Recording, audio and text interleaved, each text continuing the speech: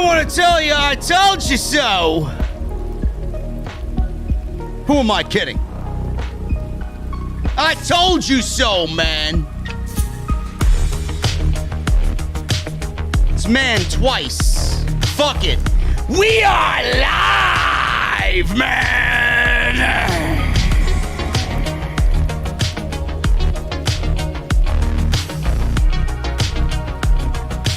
What a dark day in WWE, man.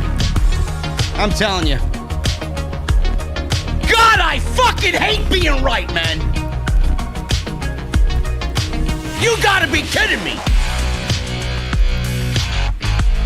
18 talent released. Keith Lee, Karrion Kross, amongst the two biggest names in the company, released today. Fucking shit, Bruce. How can you be so terrible at your job? We're going to go over all the names.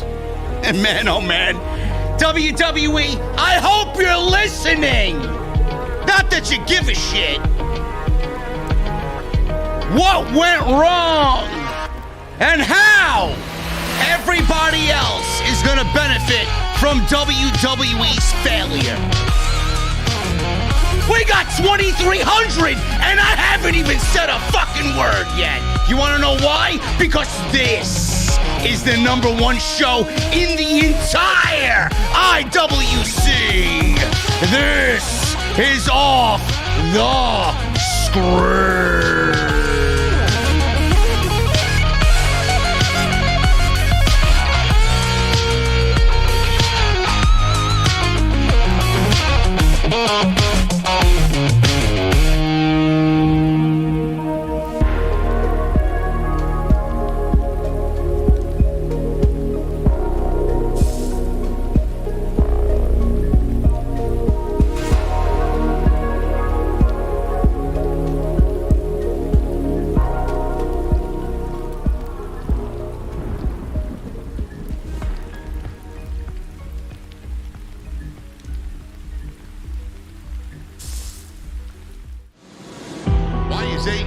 Successful?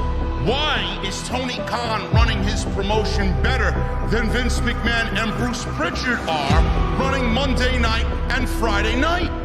Long-term booking.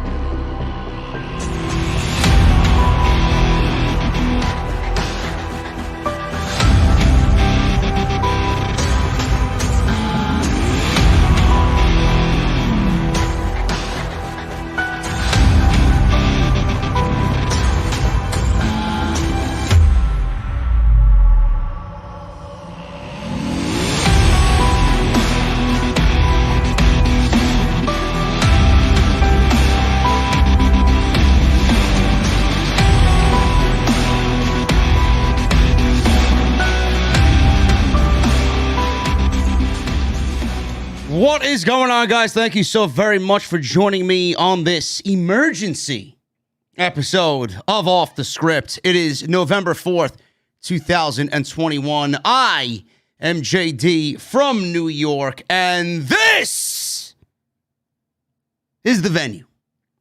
Welcome to Off the Script. Thank you so very much for joining me, guys, on this impromptu episode of the podcast tonight. I really wish I didn't have to be here, to be honest with you.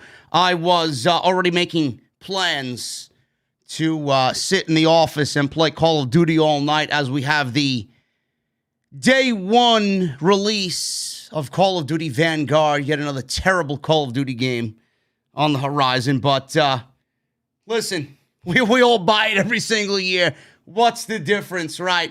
It makes no sense why we buy this shit every year and nothing changes.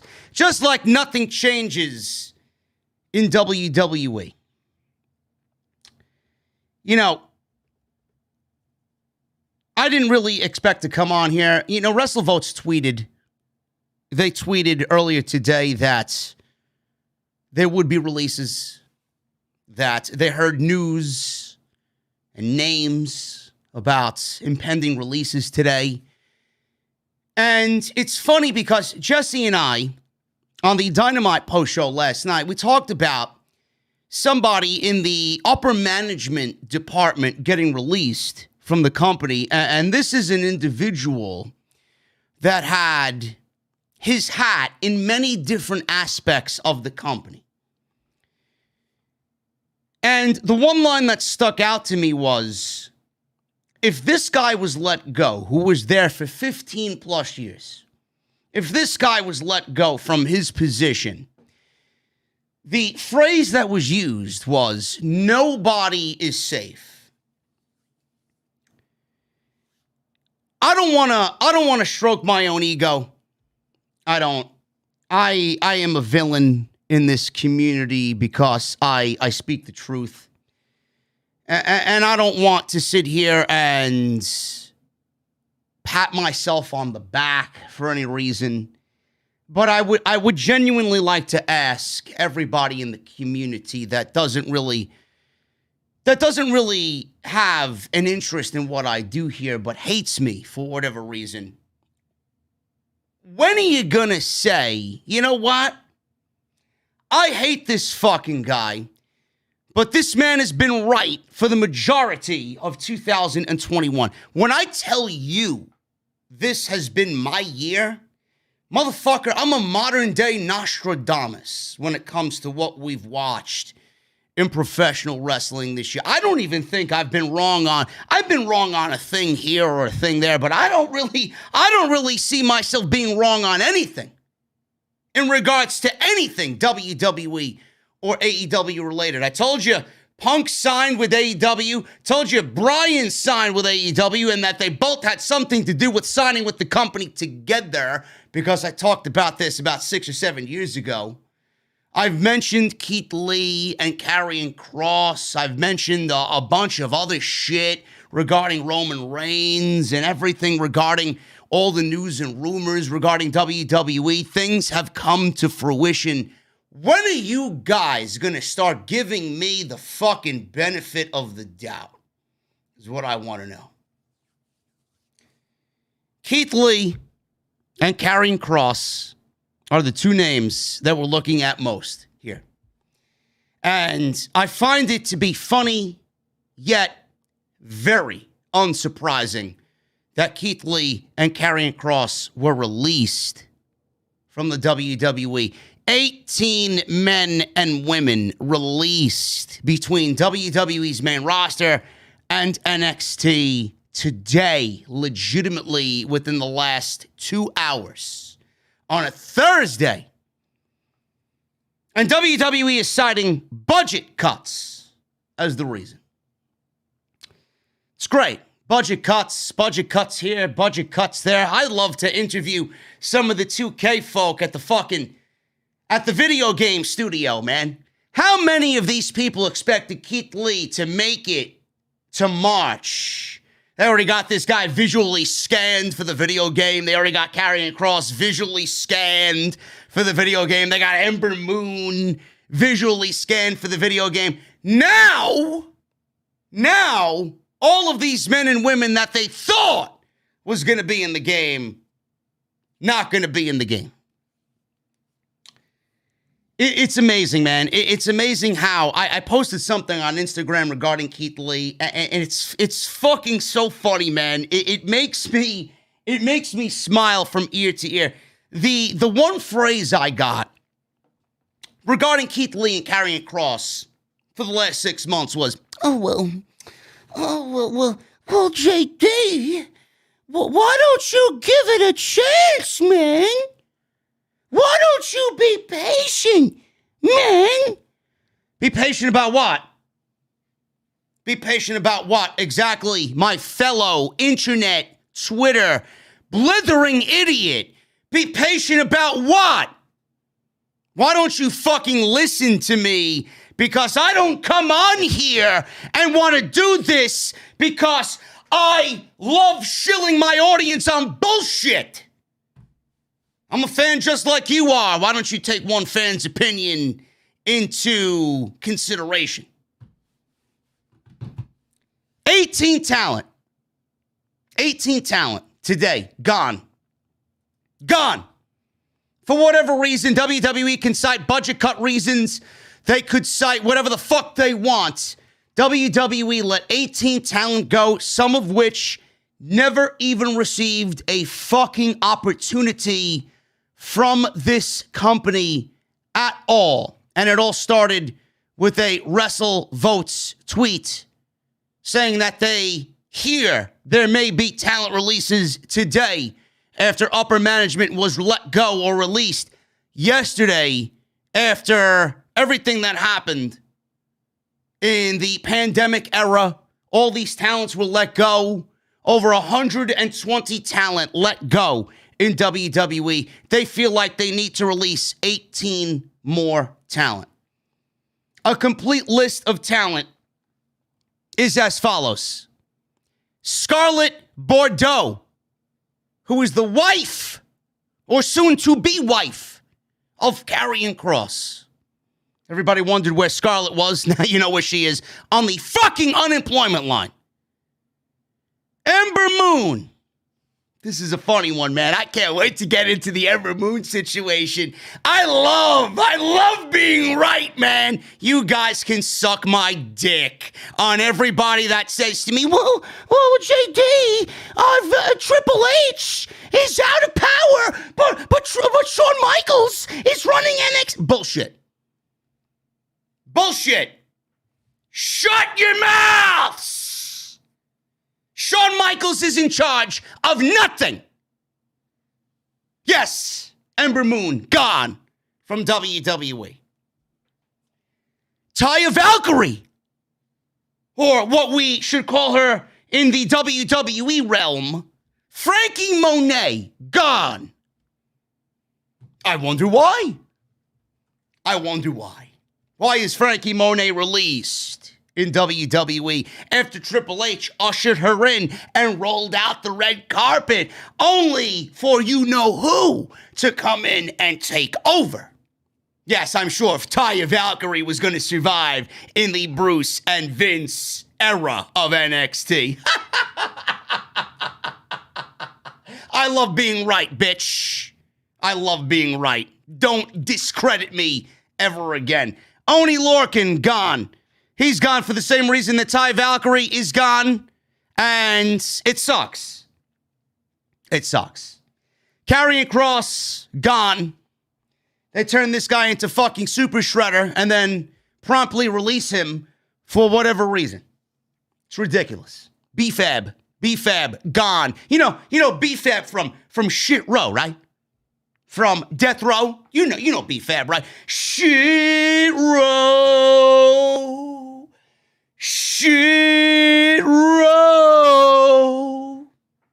What happened, Bottom Dollar? I'd love for you to apologize to me, bro. What happened, bro?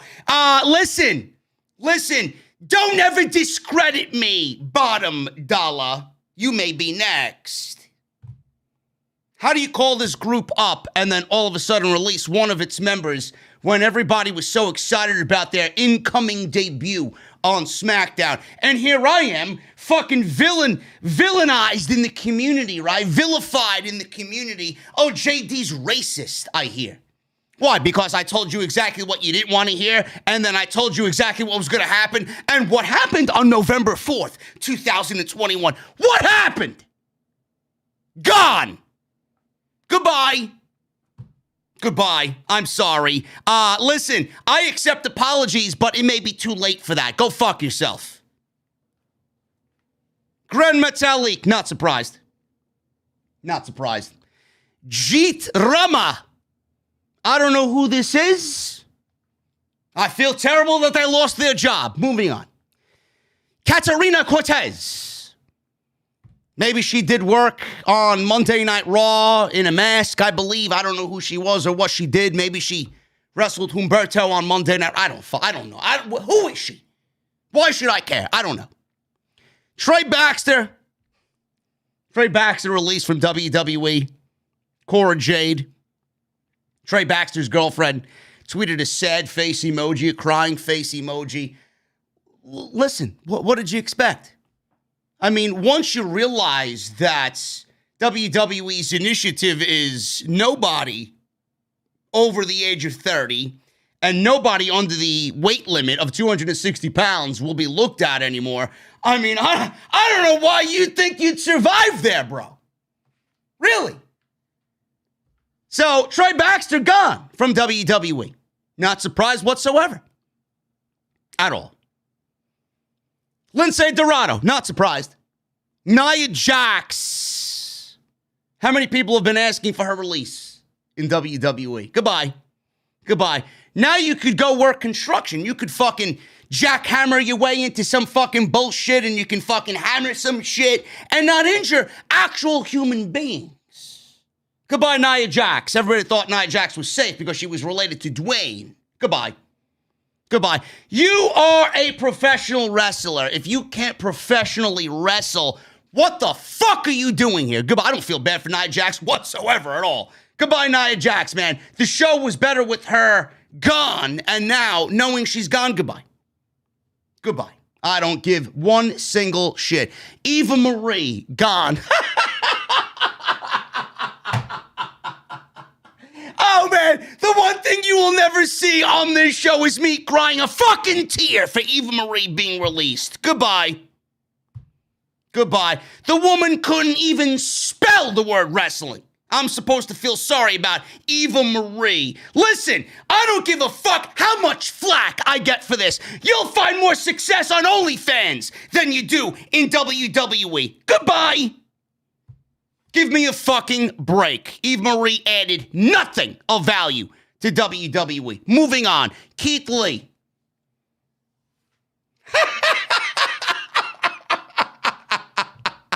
Oh, man.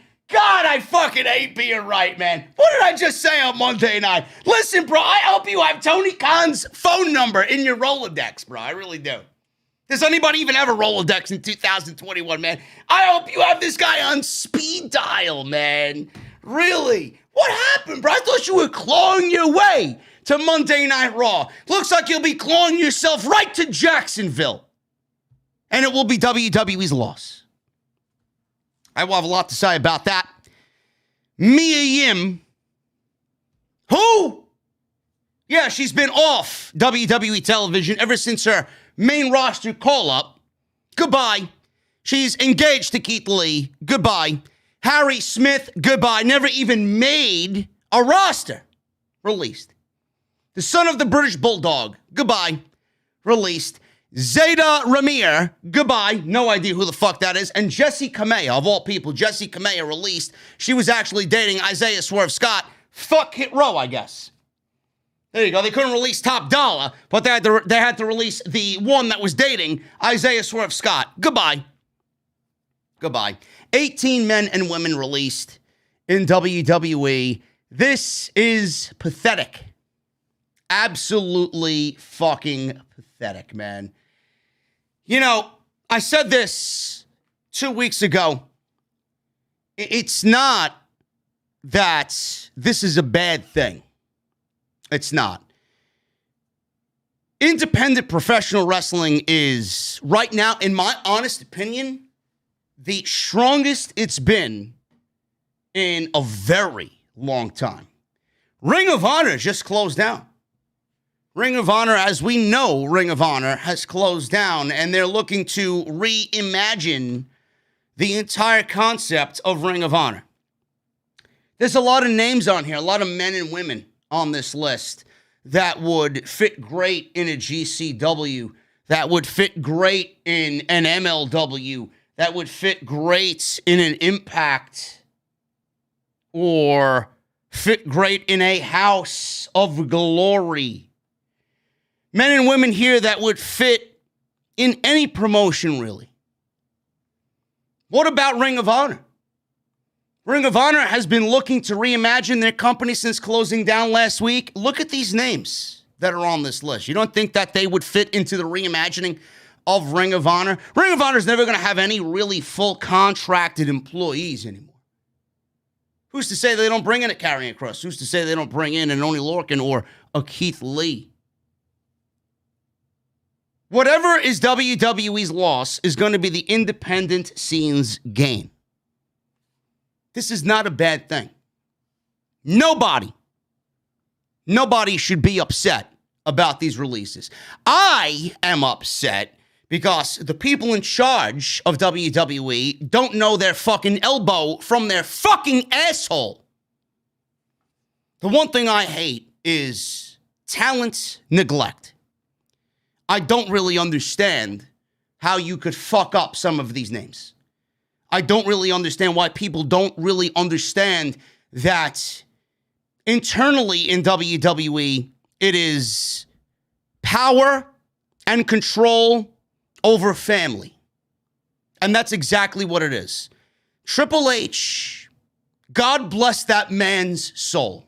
I feel so bad for Triple H. Everything that this man has worked towards in the last 10 plus years, building NXT from what we remember it as, because this current version of NXT is not NXT. I don't give a fuck who you think or what you think NXT is or who's running NXT. This is not NXT. It's Monday Night Raw 2.0. When I start to see karaoke on NXT, at that point, I know NXT is fucking completely dead and buried and the Grim Reaper is standing over the fucking grave. I feel so terrible for Triple H because some of the men and women on this list, he's put his heart and soul into making the next big thing in WWE, only for WWE to turn around and fuck their gimmick up, fuck that individual up, only to fuck them up so bad that they have no position on the main roster to even succeed at all on their own, then to fire them and then blame them for their failures. And WWE will not take what they've given and blame themselves. That's exactly what has happened here. It is so terrible. I've said this from day one. If you don't think Triple H is being fucking outcast and shooed away in WWE, I don't know what you're thinking or where your mind is. Nobody will report this, which is, it's bizarre to me. Nobody will touch this with a fucking 100-foot pole. Nobody. Triple H has been removed from power because of sheer jealousy. Vince McMahon's team is making Triple H suffer. They are punishing him for not getting the job done after it was their idea to put him and his show in charge on Wednesday nights to take care of AEW, and they didn't do it. Triple H seems to be punished at every twist and turn here, and it's continuing with some of these releases today. It's ridiculous. Nobody will say it, nobody will admit it. I haven't been afraid to admit it at all. And I guarantee you, if I get any one of those roster members behind closed doors with no fucking microphone or camera, and I ask them, is that what's the case? They will tell me straight out that's exactly what the situation is. This man has been blackballed by his own fucking family because what he was doing was right, and then he didn't get the job done when they forcefully put him in position to take care of AEW, which was never a winning situation for him. He failed, and they set him up for failure. And they set him up for failure because they wanted to remove every ounce of power that that man had on NXT show. Who's left? Who's left on NXT that you even remember? They're all gone. Kyle O'Reilly's there till December. Johnny Gargano's there till December. And Tommaso Ciampa is the only remaining fucking heart and soul of that brand that you even recognize. And he's the NXT champion. After that, you're stuck with your Von Wagners. You're stuck with your Braun Breakers. You're stuck with your Zion Quinns or whoever the fuck is on that show. Dead. Absolutely dead. Quicker than I ever imagined. Dead. We're going to go over all these releases today. Going to give a brief backstory on all of them and go over why they failed in WWE. Not because of what they did, but because of what WWE did. And it pains me to sit here and watch talent neglected. But like I said, what is whatever WWE's loss will be the independent scenes gain. There are many promotions already foaming at the mouth to get the work of Keith Lee on their show, to get the work of Karrion Kross on their show, to get Keith Lee, Karrion Kross, Ember Moon, Oney Lorcan on their shows. It's ridiculous.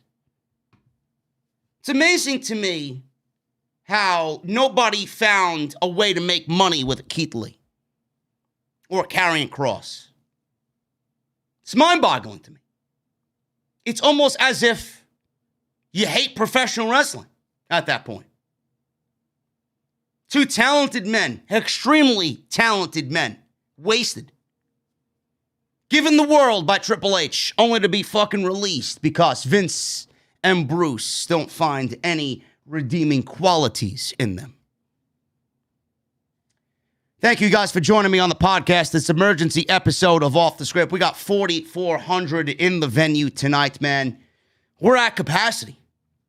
We're at capacity, man. The venue is open. The bar is open. Go get yourself a drink at the bar, a.k.a. the Super Chats. Get them on in. We'll hang out at the end of the show. Hit that thumbs up, guys. We got 1,300 plus likes already. I didn't even have to ask for the 1,000. You guys already did it before I even said anything, man. So let's try for 2,000 likes on the live stream today. Hit that thumbs up if you have not done so right now in the venue. 2,000 likes is the goal. Follow me on Twitter at JD from NY206. That's Twitter and Instagram. Make sure you guys hit that subscribe button as well.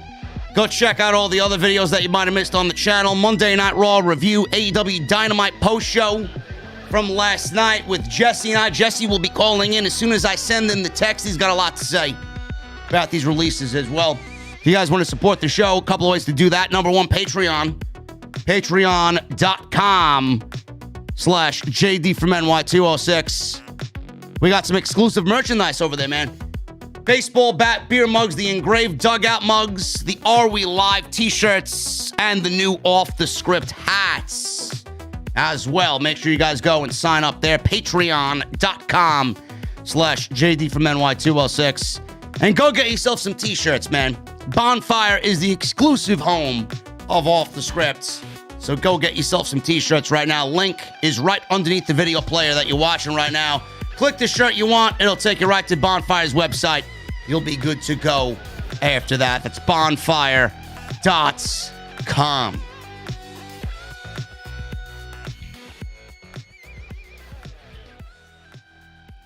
Ember Moon. She was one of the names released today. And like I mentioned and alluded to at the top, Ember Moon, she was on the main roster. WWE did nothing with her on the main roster. I don't even remember at all what she did on the main roster outside of a very, very small feud with Bayley at SummerSlam a couple of years ago. She got hurt, and I believe she asked to go down to NXT, and she reinvented herself on NXT. She fit the NXT of old brand and model a little bit better than she fit the main roster. I enjoyed what she did on the main roster. I enjoyed her look very much, man. She was almost like a female Xena, Warrior Princess. I loved Xena, Warrior Princess, man. I loved Hercules as well. And she reminded me of a Xena, Warrior Princess with the getup that she had. She was very good. Very intense. And the one thing I always appreciated about Ember Moon was the fact that she wrestled and she was a professional wrestler.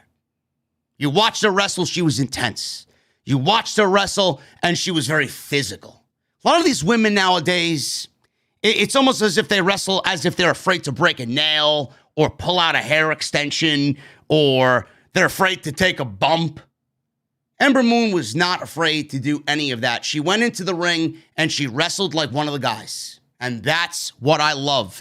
Sasha does that. I know we all dislike her right now. Tessa did that. Charlotte, on some occasions, does that. That's what I like about female professional wrestlers, man, in the same makeup as an Ember Moon. She went down to NXT and she got a new lease on life after not being used creatively correct on the main roster. She won Tag Team Championship Gold with Shotzi Blackheart. And as soon as, and I knew this was going to happen, and I alluded to this on the podcast, as soon as Bruce Pritchard and Vince McMahon took over NXT, Ember Moon's time on NXT was finished. And it's amazing to me how people still do not understand what is going on. It's almost as if you're in this fucking, this bullshit reality where you think everything is right and you think everything is good. Ember Moon was outcasted from the main roster by the same people right now that are running NXT. So you don't think that woman's job and that woman's position is going to be in jeopardy when the same people that outcasted her on the main roster are now running NXT? If there's any more of a reason for you guys to sit down and really contemplate what's going on here, it is right now. I don't know what else needs to be done or said for you to comprehend that Triple H and anybody on his team, Shawn Michaels, Road Dogg, Matt Bloom, William Regal, Sarah Amato, fucking Jeremy Borash, there's nobody, X-Pac, nobody. There's nobody on Triple H's team that is in charge at all. That means there's nobody in charge of what happens on the show. There's nobody in charge creatively anymore. Ember Moon is a product of Bruce Pritchard and Vince McMahon now completely running the show. Otherwise, she would still be in NXT. She is now gone because Triple H and nobody on his team is in charge anymore. I don't want to hear another single fucking person tell me that Shawn Michaels is running NXT. What are you fucking smoking? What are you smoking? Please hand it to me. I'd love to take a puff or two. Shawn Michaels is not running NXT. Road Dogg is not running NXT. Vince McMahon and Bruce Pritchard, whether it's Zoom, Skype, or fucking StreamYard, whatever the fuck now is the streaming service of choice between management, they're running NXT. Whether they're there or they're there virtually, they give the orders, and Triple H is the fucking puppet that does whatever Vince McMahon and Bruce Pritchard says. Enough of this shit. I don't like being right all the time. In some cases, I wish I wasn't. But in this case, I've said the same thing since Triple H and NXT moved to Wednesday night. I knew, and I said it then. You could go back and backlog what the fuck I said. If I got Triple H in a room and I asked him personally, away from the microphone and away from the camera, did you want to move to Wednesday night? Would this be your ample decision, your number one decision to move to Wednesday night? To combat AEW head to head, move NXT to 2 hours? He would say, no, it's not. I didn't want to move NXT off the WWE Network. I didn't want to move NXT to 2 hours from 1 hour. I didn't want to go against AEW. People think that this is Triple H's decision. WWE made it seem like it was Triple H's decision. Triple H is nothing more than a fucking puppet. What is he going to say? He's going to defy his fucking father-in-law? He's going to defy the people that fucking sign his checks? Give me a break. They told him to move to Wednesday nights, and he had to willingly accept it and then shill it to us as if it was the growth, the natural progression of NXT. Ember Moon is a product of Vince and Bruce running NXT. They didn't do anything with her on the main roster. They didn't see anything in her on NXT. They're in charge.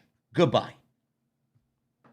I guess that trip with Bruce and Vince and Nick Khanman to the Performance Center a couple of months ago over the summer was just a friendly visit, right? Give me a fucking break. If Vince and Bruce weren't in charge of NXT, Ember Moon would still be employed. Guaranteed. Guaranteed. If they didn't poke their nose in NXT's business and didn't want to change everything, Ember Moon would still be employed. Where does she go? What happens with Ember Moon? 30-day non-compete. She'll be somewhere. House of Glory would benefit from Ember Moon, no question. That woman is great in the ring. What her gimmick is, I don't know. I didn't really understand what she was trying to portray as a gimmick on television, but she would benefit in a House of Glory that's looking to benefit from women's wrestling or build their women's division. She could go to Shimmer. She could go to WOW. They're just starting up. She could go to Impact. That's their bread and butter. Tony Khan can call her up and sign her to an AEW contract. That's another woman like a Ruby Riott that's going to add to the women's division. Obviously, you're going to get the people saying, well, where's Tony Khan getting all this money? Don't worry about Tony Khan's money. Tony Khan knows how much he can spend. If he didn't have the money to spend, I don't think Tony Khan would be spending the fucking money. Don't worry about what Tony Khan can and cannot do. You're not in charge of his fucking payroll. That's a woman that's going to benefit from AEW, and that's a woman that is going to add to AEW's value, especially with the women's division right now, which needs still, no matter how you look at it, it's still a work in progress. It's not where it needs to be. That woman adds another level of legitimacy to that roster. She's TV ready. She knows what to do. She's had all of the years of experience in WWE to make the transition over to TNT and AEW. That's a no-brainer signee right there for AEW. Taya Valkyrie. Everything I said about Ember Moon. Taya Valkyrie is a product of. She's 37, 36 years old, around that time frame. She's obviously the wife of John Morrison. We've said for weeks, months, what is she doing in NXT? What is she doing in NXT? There's no reason why this woman needs Tuesday night. I don't get it. John Morrison is a fucking joke because of WWE Creative. One of the most talented men you have on that roster. And that's what you do with him. He's finding his inner chi on the main roster. Whatever the fuck that means. You want to go find your inner chi? Go call up DDP and do it on your own fucking time. You mean to tell me that you have John Morrison on Monday Night Raw and Miz is dancing with the stars and you can't figure out what to do with this guy? He's off television. He's not hurt. From what I know, he's not hurt. You mean to tell me that Taya Valkyrie, Frankie Monet couldn't benefit from a main roster call-up? You couldn't creatively come up with a plan to have them as a new power couple on the main roster and give them a new lease on life? Taya Valkyrie, Frankie Monet, a big proponent to the women's division, which right now on main roster television fucking sucks. Monday Night Raw and SmackDown's women's divisions are terrible. Terrible. Because of the lack of care you've given the entire division. John Morrison would have been better with his wife next to him, and Frankie Monet would have benefited with having John Morrison next to her. But you mean to tell me you couldn't come up with this concept? This wasn't in the plan. This wasn't an idea, a thought bubble. Taya Valkyrie was released because of her age. WWE realized she's old. She made a name for herself outside of WWE. She's not a product of what we're doing here internally with the Braun Breakers and the Tony D'Angelos and the fucking Creed brothers. She's not a product, or the Von Wagners. She's not a product of NXT right now. And the product of NXT, you see, like I mentioned with Ember Moon, they're being removed. They're gone. This is a Triple H project. Goodbye. There's no use for you here. You're part of the Paul Levesque Triple H fucking NXT model. Goodbye. It's all over. Taya Valkyrie, Frankie Monet, was released because she doesn't fit the age criteria of NXT. They realized that. She was a part of the Triple H era. Mixed with her age, it spelled doom as soon as Triple H was out and in comes Bruce and Vince McMahon. It's just the truth. Taya Valkyrie, she even tweeted, Taya Valkyrie. She will find work somewhere else, whether it's AEW, Impact, House of Glory, GCW, Shimmer, WOW. Taya Valkyrie will find work. She did absolutely nothing, and WWE did absolutely nothing with her. She will find work. She will be fine. Oney Lorcan. This is an odd one to me. Oney Lorcan was one of those guys that you could call upon and really just use if you didn't want to use him in a prominent role. But Triple H used him in a... You know, the difference between Triple H and Vince McMahon and Bruce Pritchard, look at what Triple H did with Oney Lorcan and Danny Burch as a tag team. We legitimately, Jesse and I, talked about Oney Lorcan and Danny Burch because we were talking about Kyle O'Reilly being a free agent on last night's Dynamite review. He said himself that Oney Lorcan and Danny Burch versus the Undisputed Era at TakeOver in Chicago was one of the best tag team matches in WWE that he's ever seen. Why is that? Who had a hand in that? Triple H. Another man of the Triple H era that's gone. Oney Lorcan and Danny Burch were a great tag team. They never really got anything going after that. They were always used as a team that was in contention but never really was serious about, or you never took serious to be top champions in the company. But Oney Lorcan, he was so versatile as a in-ring talent. You could use him in any which way. I remember that Triple H always used Oney Lorcan before they really found a role for him with Danny Burch and put him with Pete Dunne and put Ridge Holland with him, right? Speaking of Ridge Holland, where is he? They called him up from the draft. Why hasn't he been presented on the main roster? He just came back from injury. I know he's not fucking hurt. This is how WWE mishandles talent. Oney Lorcan is one of those guys that Triple H just found a solid role for. But he was always the type of guy that you would use to put in a match to get a bigger talent over. He was used as an upper level enhancement talent. He was always the guy that was going to fucking go in the ring and be a tough, rough, fucking tough to beat guy. And if a big guy that Triple H or WWE had their hopes in, they put him in the ring with Oney Lorcan. He had a great match with whoever he was in the ring with. You mean to tell me you couldn't use this guy for more than what he was given in his role? You know, the vibe or the feeling of enhancement talent has really gone unnoticed. WWE gives away way too many matches on the main roster.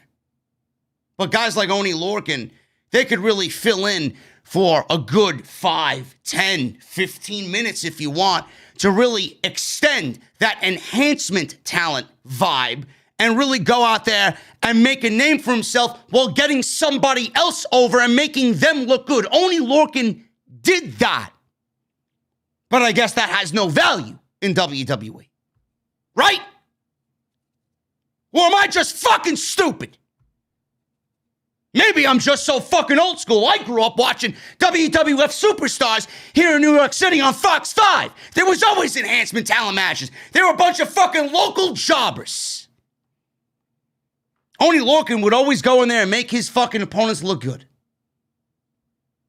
I guess there's no value in that with Bruce and Vince. Sad. The people running this company don't have pro wrestling in mind. People running this company hate professional wrestling. What a joke. A complete fucking joke in every sense of the word. B-Fab. I'm not surprised by B-Fab being released at all. I fucking told you so right from day one. Told you so from day one. I got called everything under the sun when I ranted about Hit Row being called up to SmackDown in the draft. Not ready. I think it's a ridiculous call-up. B-Fab has basically no experience. She's not even sitting at the coffee shop having a cup of coffee. Bro, she's waiting in line to order a fucking coffee and a goddamn scone. She's not even sitting down in the coffee shop having a cup of coffee. I remember she was on a NXT show against Elektra Lopez, nearly killing herself in a fucking no DQ match on Tuesday night. These women almost killed themselves. And at that point, I'm like, B-Fab ain't ready. Then all of a sudden, I see Hit Row getting called up to SmackDown. And I called them out.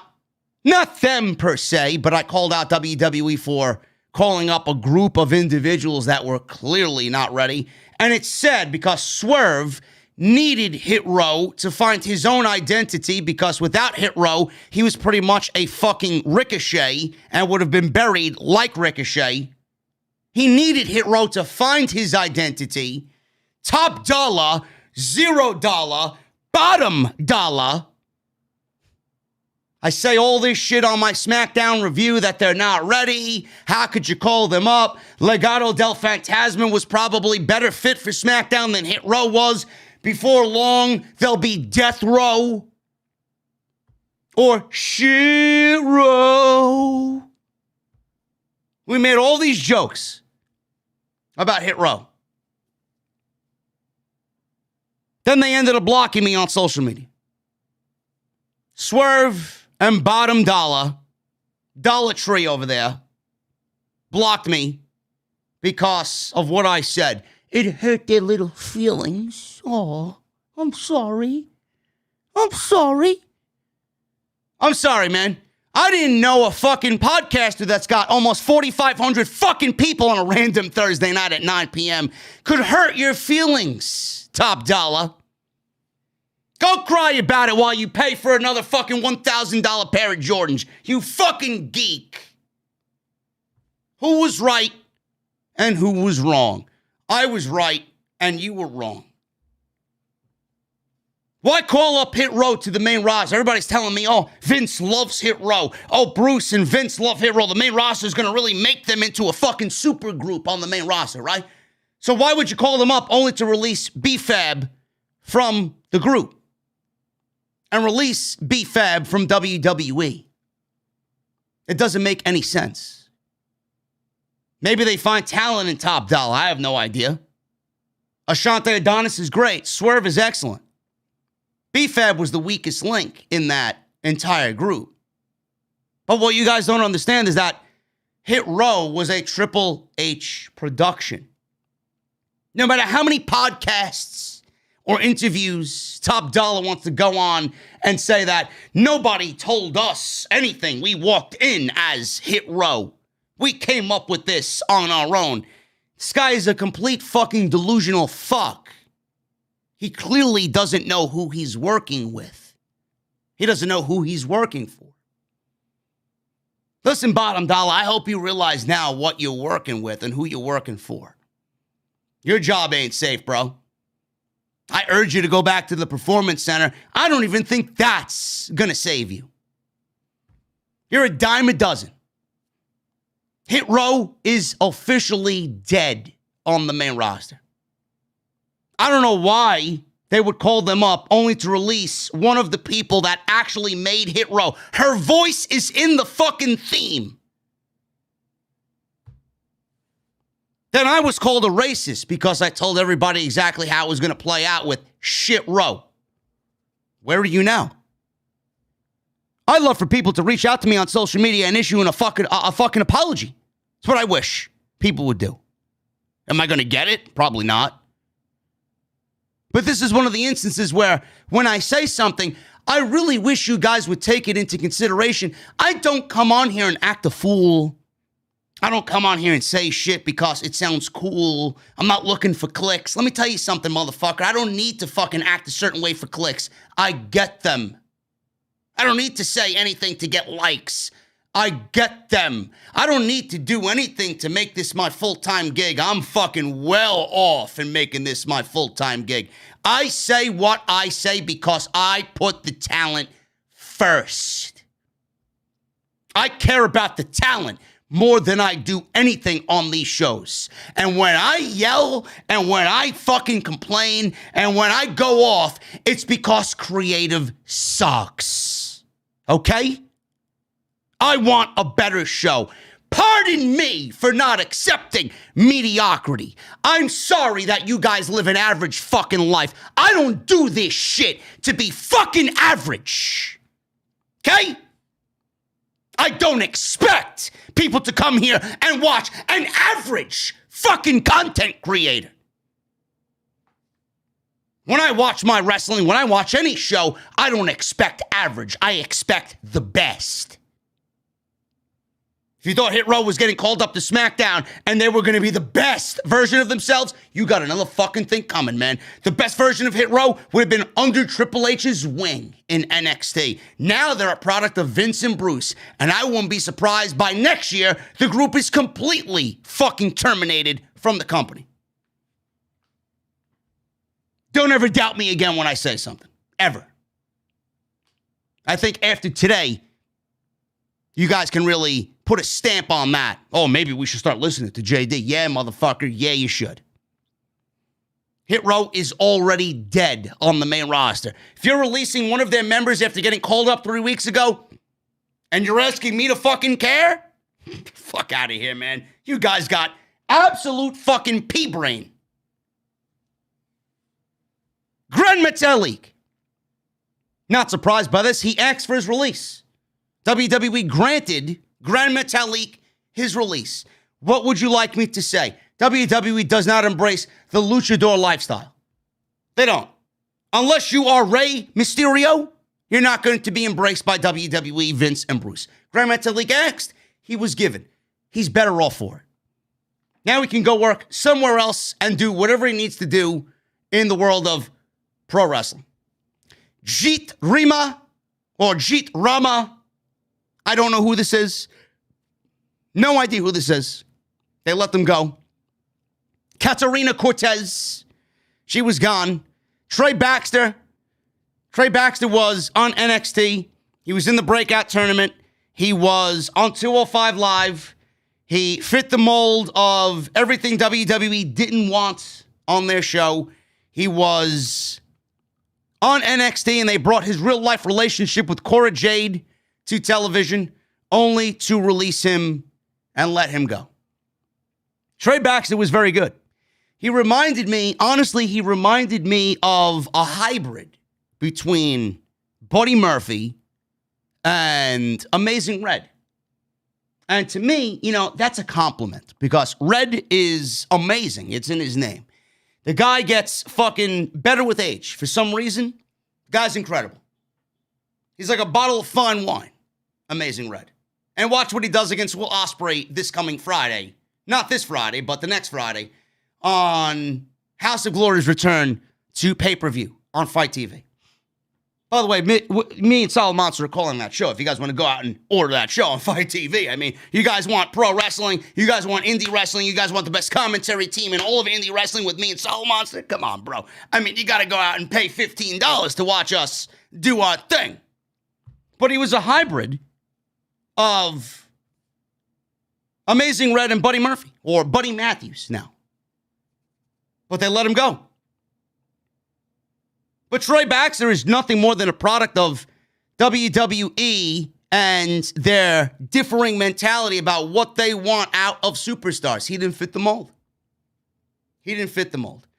And this should serve, Trey Baxter should serve as a reason for Johnny Gargano and guys like that to not sign again with the company, to not re-sign with the company. Trey Baxter should be another red flag for anybody coming on into the WWE or wanting to come to the WWE, how your future is very murky at best. Now, I get there'll be people in WWE and in the indies that's in WWE, it's been their lifelong dream to be there, and they're fulfilling a dream. If you're in the indies, there are people, and I know this for a fucking fact. There are people out there that want to be in WWE, and it's been a lifelong dream to be in WWE, and you're not going to change their mind otherwise. There are people that will not sign with AEW for one reason or another. It's very crowded over in AEW. They feel like they'll be lost in the shuffle over in AEW unless you're a bigger name, right? And they don't want to work their way to the top and may take a little bit longer, no matter if it's AEW or not. There are people in this industry that will sign with the WWE because it's a lifelong dream and refuse AEW because it's a little too crowded, or will sign with AEW and know what they're getting out of WWE, especially if you're somebody the size of Trey Baxter. But Trey Baxter was gone. He was released because of the way he looked and his size. And it should serve as everybody else wanted to come into WWE, whether it's a dream or not, that you're not going very far if you're somebody with the build of Trey Baxter. It's just not happening. And I'm sorry to say that. I, quite frankly, think age and the size of somebody should not matter. You can make money off of anybody. CM Punk and Daniel Bryan in WWE, now Bryan Danielson, they overshadowed that and they broke that feeling of, oh, he's too short, oh, he's too small, oh, he's not a certain weight. They broke through that wall. And WWE seemingly doesn't give a shit about that wall as they put it back up, and they want nothing to do with guys like Bryan Danielson and CM Punk anymore. Meanwhile, for years, they were looked as the forefathers of the smaller wrestler, the indie wrestler coming in. Trey Baxter's gone for that reason. Lince Dorado, same as Gran Metalik, he asked for his release. I'm not surprised by this whatsoever. What they will do next, I have no idea. Kalisto was on AEW. Samurai Del Sol, spelling Brody Lee's name wrong, spelled his name John Huber, John instead of Jon. He got called out by Brody's wife and Chris Jericho. Quite petty, if you ask me, but I'm not getting involved in that. Samurai Del Sol, maybe they join Samurai Del Sol in AEW. Maybe we get some Lucha House Party reunion as those Trios Championships are on their way into AEW. Not saying everybody should go to AEW. Not saying Tony Khan should offer a contract to everybody. Give them an opportunity. The forbidden door is open. Tony Khan will pay you to come in and do whatever you need to do. Not necessarily signing a contract. They could go to CMLL. They could go to AAA. They could do anything they want. Mexico, go to Japan. AEW has been very good by keeping the door open. If you are a talent and they could benefit from you, they will give you their platform to wrestle on. I'm not saying that's going to be Gran Metalik and Lince Dorado, but they asked for their release, and they were granted their release. Good for them. They will benefit more by being released from WWE than most, because they weren't really doing anything right now in the company anyway. Nia Jax. I don't know what you'd like me to say about Nia Jax. Do you guys care that Nia Jax was released? Do you care? Honestly. Do you even realize that Nia Jax has been off television? Doesn't the women's division feel the same? Yes. But doesn't it feel a lot better knowing that Nia Jax is not on television? Nia Jax was only given an opportunity in WWE for two reasons, and two reasons only. Number one, she was clearly related to the Rock, Dwayne Johnson. She was a relative, a cousin of Dwayne Johnson. Everybody was like, oh, WWE will never punish Nia Jax. WWE will never release Nia Jax. They want Dwayne in the company, and they don't want to upset Dwayne in any way, which is why they didn't really punish the Usos after their 6th DUI. They don't want to upset Dwayne. Nia Jax added absolutely nothing of value to the company.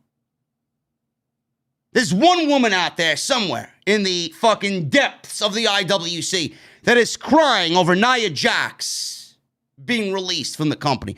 I guarantee you, there's not one single person with a brain that could give me a great Nia Jax match that people would actually go back and watch again. Nia Jax will never have any moment like that. Nobody will ever go back and watch her previous work or her prior work.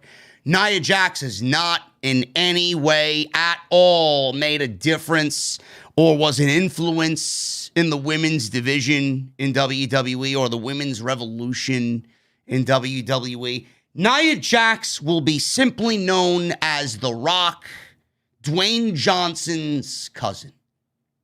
That's it. There's nothing of value coming from Nia Jax at all. So when I say normally I am very upset that people lost their job, and I'm upset that everybody on this list that I've mentioned already has lost their job. Am I upset Nia Jax lost her job? Absolutely not. I'm sorry, Nia. You've injured more people in a single career than I could ever fucking recall anybody else injuring. You've added no value. Nothing memorable. The annals of WWE history are the same with or without you. What difference did you make in WWE? You barely even tried. Nia Jax was a cosplay professional wrestler.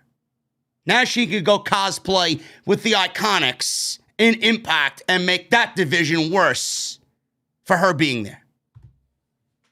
Will she find work? Probably. The other reason why she was so, sought after was her size. You don't really see women that size because people think that they're dominant. Women that size could be a dominant figure. Everybody wants to model themselves after Awesome Kong, right? She was the one female that looked that size and was dominant for great at it. Nia Jax never really even came close to that whatsoever. She could barely spell the word wrestle like Eva Marie. Goodbye. Nobody's going to miss Nia Jax. And if you say you do, you're bullshitting me. There's absolutely nothing to cry over with Nia Jax. Will she find work? Probably. If she desires to find work, she will find work. But I'm not going to sit here and tell you that Nia Jax is a huge loss for WWE because it isn't a loss at all. She was terrible. And nobody wanted her on TV to begin with. So please spare me your fucking fake pity tears for Nia Jax being released. Nobody gives a shit. Eva Marie. What would you like me to say about Eva Marie? What? I don't really understand what anybody would want me to say about it. Is it some huge loss? Are people going to be crying over Eva Marie being gone from the WWE? She is a Hollywood actress. She is a fitness model. She is a reality TV superstar. There's no reason why this woman should be in the WWE. And I find it very fucking insane that people were like, oh, she's hot. I'm sorry. You mean to tell me that there aren't other women that are attractive on this television show that you could watch if that's your thing? Outside of Eva Marie? Sasha Banks is not attractive?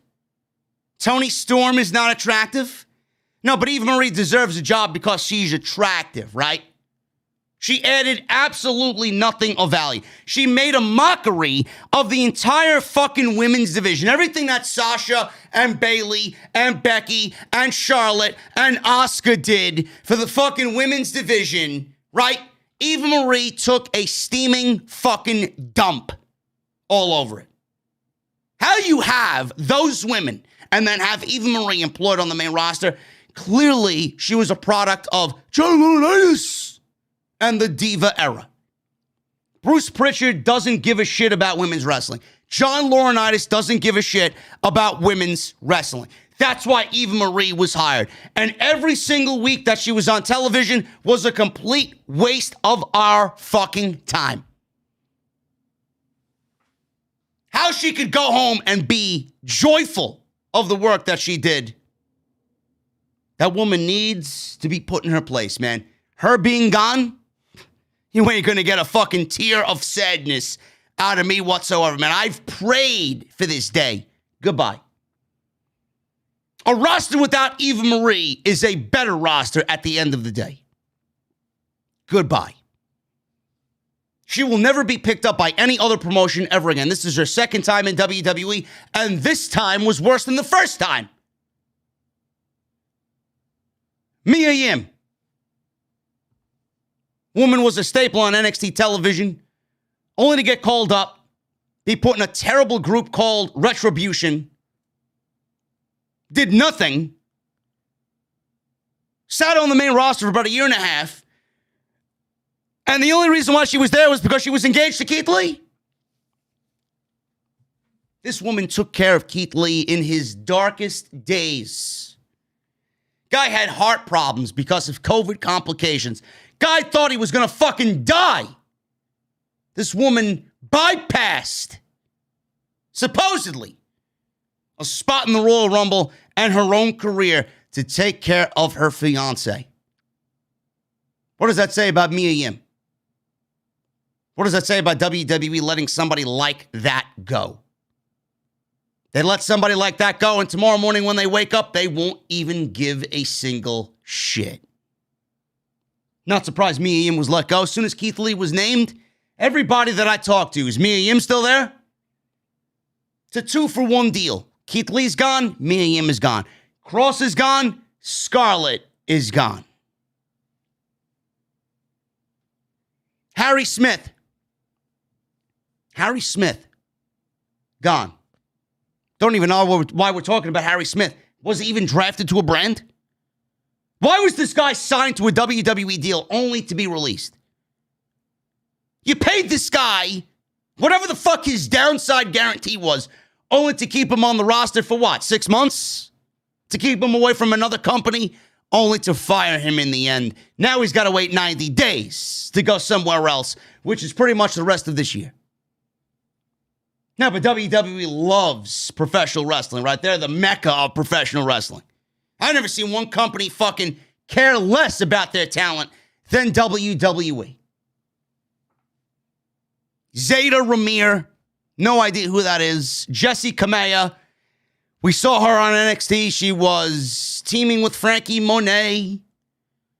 She was mingling with Robert Stone. Not much of anything. Jessi Kamea gone from WWE. Not really a factor on NXT's television show at all. Then we got the two biggest names on the list, which I saved for last, and that is Keith Lee and Karrion Kross.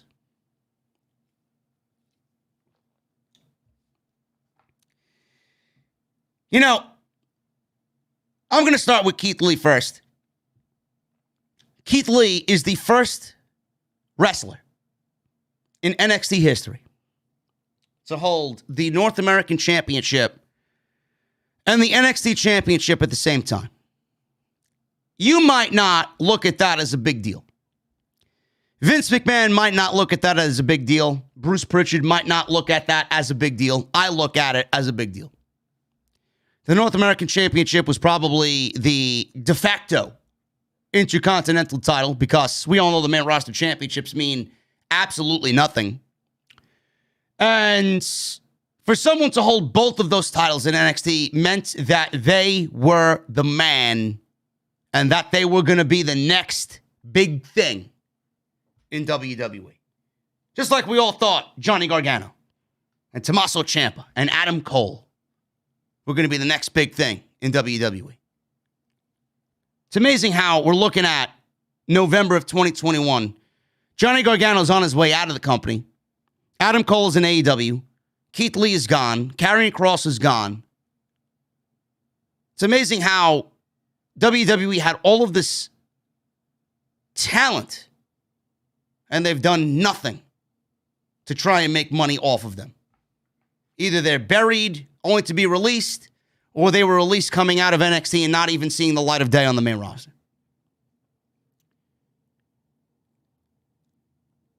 Keith Lee, in 2019, got himself over because he was a face of NXT, and it was the only Survivor Series that included NXT against Raw and SmackDown. We got these ridiculous 5-on-5-on-5 tag teams at Survivor Series. It came down to Keith Lee and Roman Reigns. Keith Lee was in there with the face of the company. And people gave him a standing ovation at the end of that match because he stood toe-to-toe with the face of the company, only for said face of the company to extend his hand and shake his hand.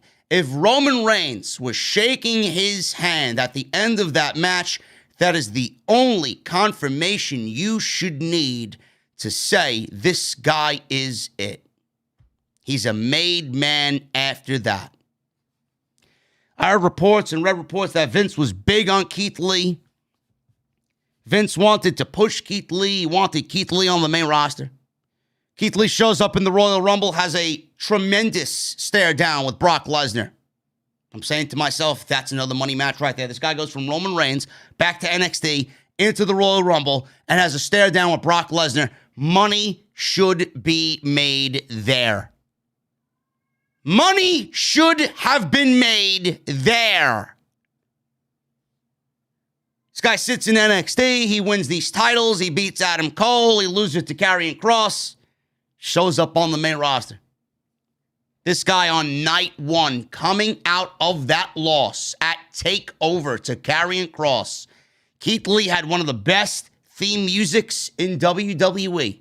Guy shows up less than 24 hours later with new theme music, a new look, and a new lease on life. Meaning, everything that you learned in NXT, throw it away. This guy was buried after night one. WWE put him in this ridiculous outfit. They gave him a kilt or a skirt. They gave this guy a singlet. Everything about Keith Lee was dramatically changed. They changed his in-ring style, of all things. WWE changed Keith Lee's in-ring style to fit the mold of a Big Show or a Kane or a Mark Henry, working that methodical, slow-paced, big man style. This guy used to play fucking football. You mean to tell me that you're taking Keith Lee, who used to play football, and you want to make him into the next Big Show and Kane? Into the next Mark Henry? Keith Lee did what he did in NXT, and it got him over. What is the fucking point of bringing these guys in only to change them and make them unrecognizable? Keith Lee was absolutely killed after the first month on WWE main roster television. Oh, but he beat Randy Orton at a pay-per-view. Fuck beating a Randy Orton. It meant nothing for Keith Lee. Where did it get him? Oh, but he's feuding with the WWE champion at the time, Drew McIntyre. Fuck Drew McIntyre. Absolutely ridiculous. People tried their best to prove me wrong. Give it time. That's what I heard. Give it time. We get into the new year. They did nothing with him upon calling him up. He was briefly feuding with Bobby Lashley and Matt Riddle for the United States Championship, only to go away for 6 months. It was then revealed that Keith Lee was suffering from COVID-19 complications. God blessed his soul. He came back, and he was doing his thing again. He came out and told everybody why he went missing all of a sudden. Mia Yim, his wife, who was also released today, came out and said Don't worry about it. It's none of your business. We're taking care of it. You'll soon find out what's the deal. Keith Lee was saying, I can't wait to tell you guys in my own words what happened. Came out and said that he almost lost his life due to COVID complications. He came back, and WWE gave him the gimmick of Bearcat Keith Lee. Everybody was telling me, oh, JD, it's a take on Bearcat Wright. He's paying homage to Bearcat Wright. It's great. It's fantastic. Did you talk to Keith Lee? Did you get that intel by Keith Lee himself?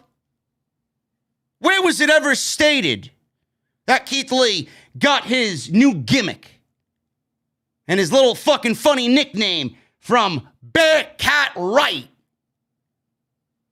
I didn't hear from Keith Lee.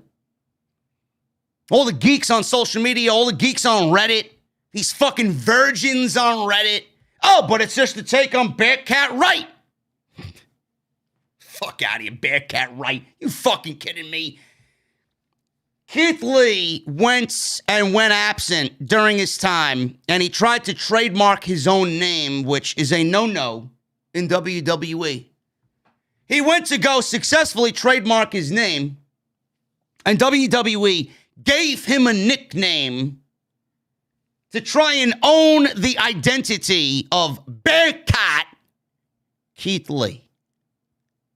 I don't understand how these people are that fucking stupid. Do you genuinely believe Bruce Pritchard and Vince McMahon woke up one fucking Sunday morning and said, you know what we need to do, Bruce? I had this premonition while I was laying next to Linda in bed on Sunday night. We're going to push Keith Lee and we're going to pay homage to Bearcat Wright. What do you think of that, Bruce? Oh, but Vince, that's a good idea. I think we could really turn him into a main event guy. Yes, because Vince McMahon woke up one Sunday morning and wanted to name Bearcat Keith Lee with that nickname, right? Sure thing, guy. Sure thing, fucking virgin geek on Reddit. Give me a fucking break. But it's good shit, pal. Right? Keith Lee then comes out in a promo, or not a promo, but a interview with, what's his name? Fuckface from Fox Sports. You guys know who he is, right? The fucking idiot. The geek who sucks WWE dick. The guy with the fucked up haircut. The guy who avoided me in Las Vegas at Double or Nothing. I saw you there, you fucking prick. Right? The guy who thinks he's masculine, but he's nothing more than a beta male. You guys know him from Fox Sports, right? You guys know who he is. The guy who's jealous that I've accomplished more than him in this field, right? You guys know who he is, right? Yeah, I know. He was on that show, and Keith Lee said, oh, yeah, Vince McMahon is hands-on. I would actually prefer Vince McMahon to be hands-on. You know, I want to make Vince McMahon happy, and if I know what he needs, then I could make him happy by doing what he asks. But Keith Lee came up with the Bearcat Keith Lee moniker, right? Yeah, sure thing. This guy comes out with purple bear claws on his fucking chest. This guy comes out with bear claws on his fucking oversized basketball trunks. This guy comes out with Bearcat on the back of his trunks. This guy was doomed for failure.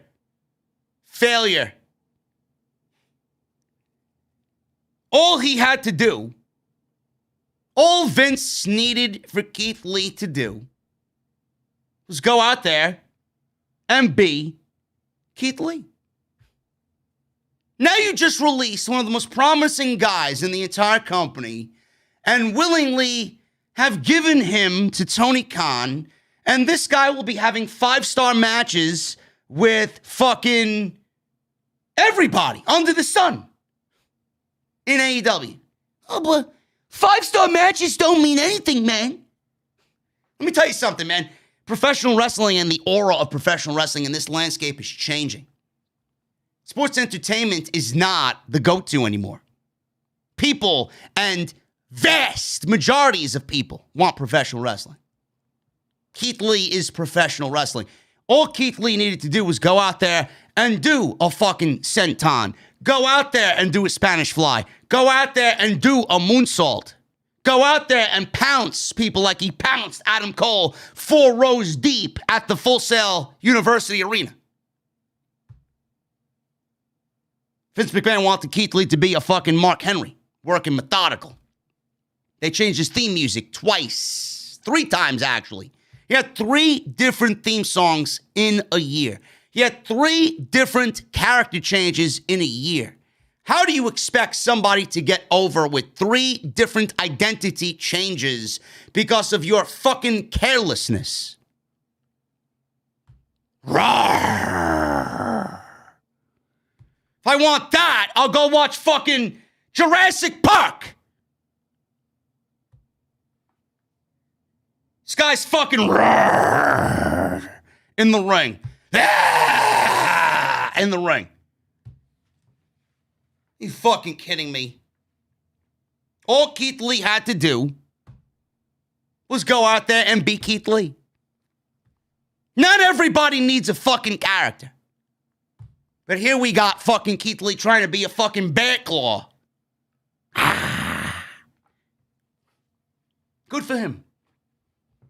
How anybody's going to shed a tear for Keith Lee being released from the company?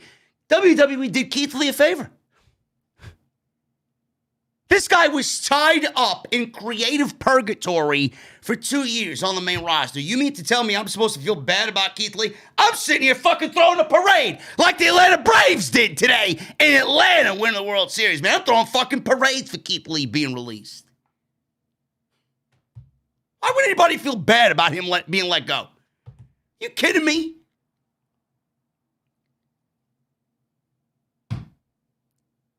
He was also a Triple H project. WWE wanted to erase everything that Triple H did. And it falls in line with everything else that I talked about with Triple H not being in charge anymore. Keith Lee was absolutely at the forefront of that. Nobody should feel bad about Keith Lee being released at all. Is it shocking? No. It's not shocking at all. I've been saying for months. When is this guy's contract up? Where is TK when you need him? TK was throwing up the fucking AEW logo on the fucking Gotham Knight, and Keith Lee was fucking looking for it. He finally got it. Now, in 90 days, Keith Lee will be AEW bound. There's no doubt about it. Absolutely no doubt about it. Keith Lee is a guy, if you could not make money off of Keith Lee with what he did with Roman and Brock in the span of 3 months, if you mean to tell me you couldn't book Keith Lee versus Roman or Brock the way they sit now, the fuck are you even doing there? You mean to tell me you couldn't move Keith Lee over to SmackDown and have him be the guy to beat Roman Reigns for the Universal Championship when they already have an in with that Survivor Series build? You mean to tell me you couldn't line up Keith Lee to be a legitimate opponent for Brock Lesnar? Who's running this fucking joint? I mean, it just rolls off the tongue.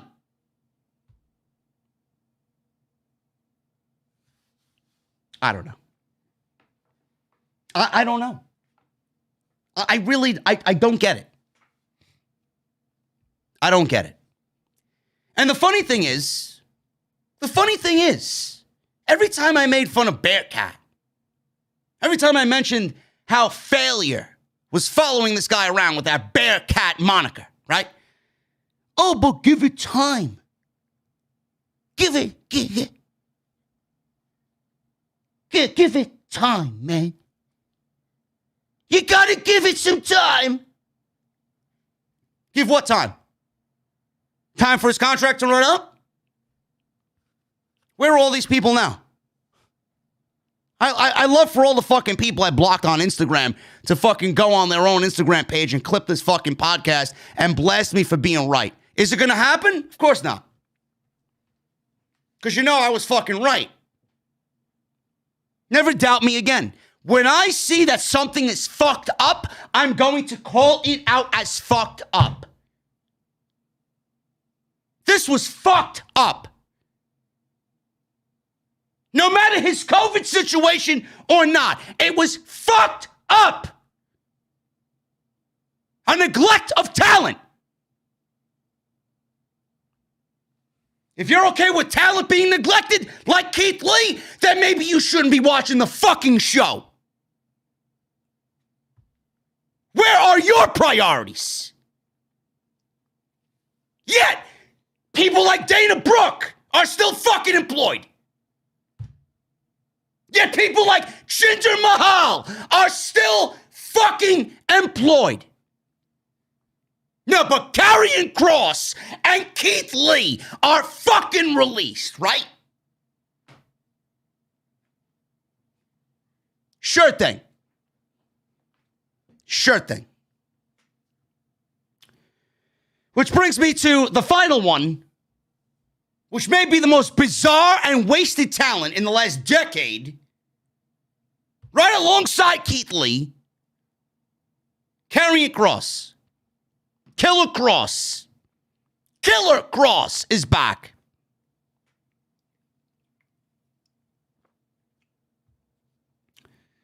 I don't want to call anybody out. All I heard for months, give it time, give it time. Same thing with Keith Lee, give it time. Why isn't Scarlett there? Give it time. All plans are in motion, just give it time, blah, blah, blah. Wink face, wink face, wink face. You know, I'm the only one that stays true to my word. If I'm wrong, I'll admit it. I'm hardly wrong. Karrion Kross got called up, and it all started with him showcasing his talents on Main Event.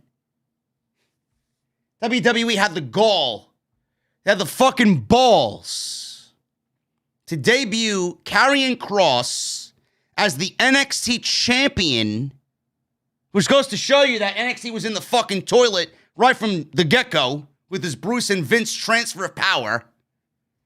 That the NXT champion is on Main Event against Shelton Benjamin. Everybody caught wind of it. It made its way to Twitter. Everybody was fucking tweeting about it. WWE deleted all the fucking tweets. They fucking copyright striked everybody on Twitter.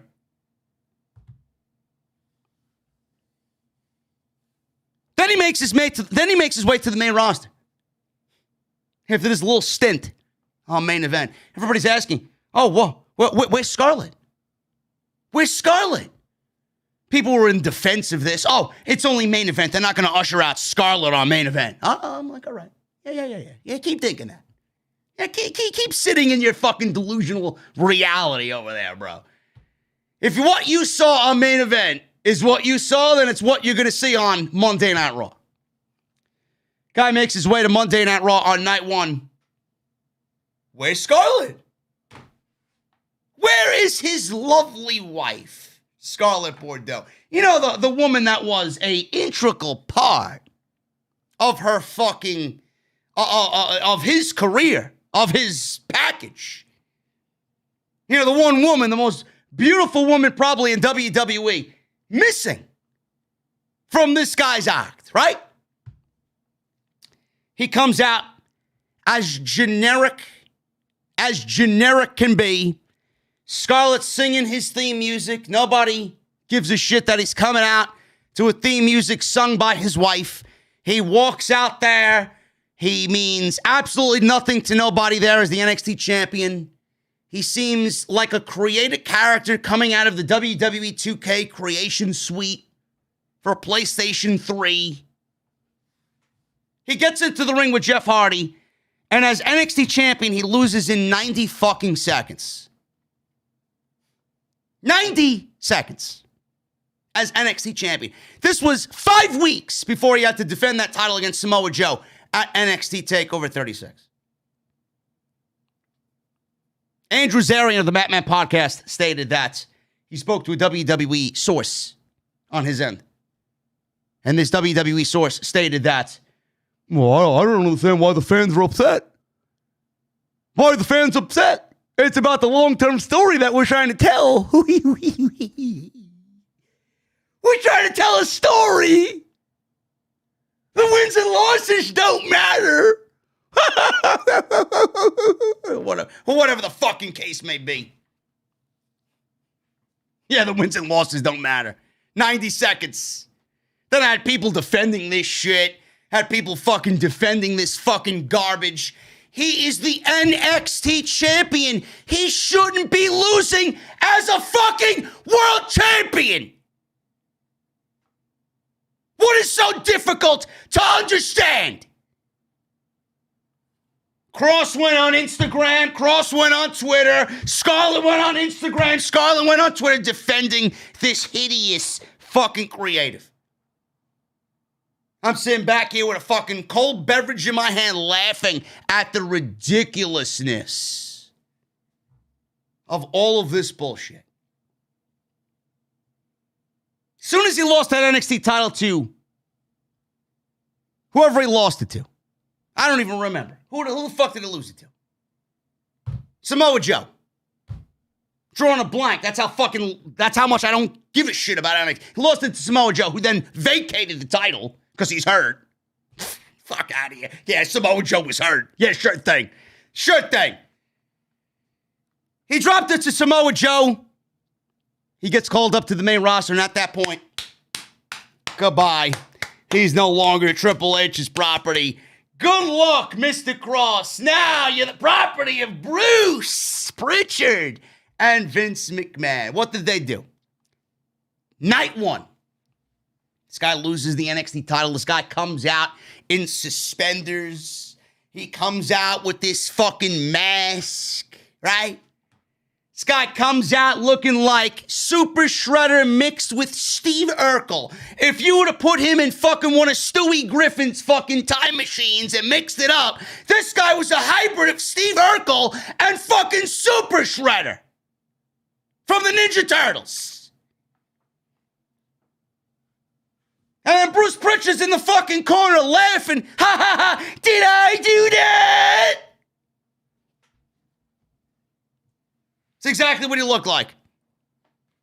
Then again, Andrew Zarian speaks to his source, and they say, well, Keith Lee's in the suspenders and the gladiator outfit and the mask because they wanted a way to market Keith Lee. Or no, not Keith Lee. Well, they marketed him as a fucking bat claw. They wanted to market Karrion Kross as a gladiator, or this is a way to market Karrion Kross and sell merchandise and action figures and fucking whatever else they wanted to sell.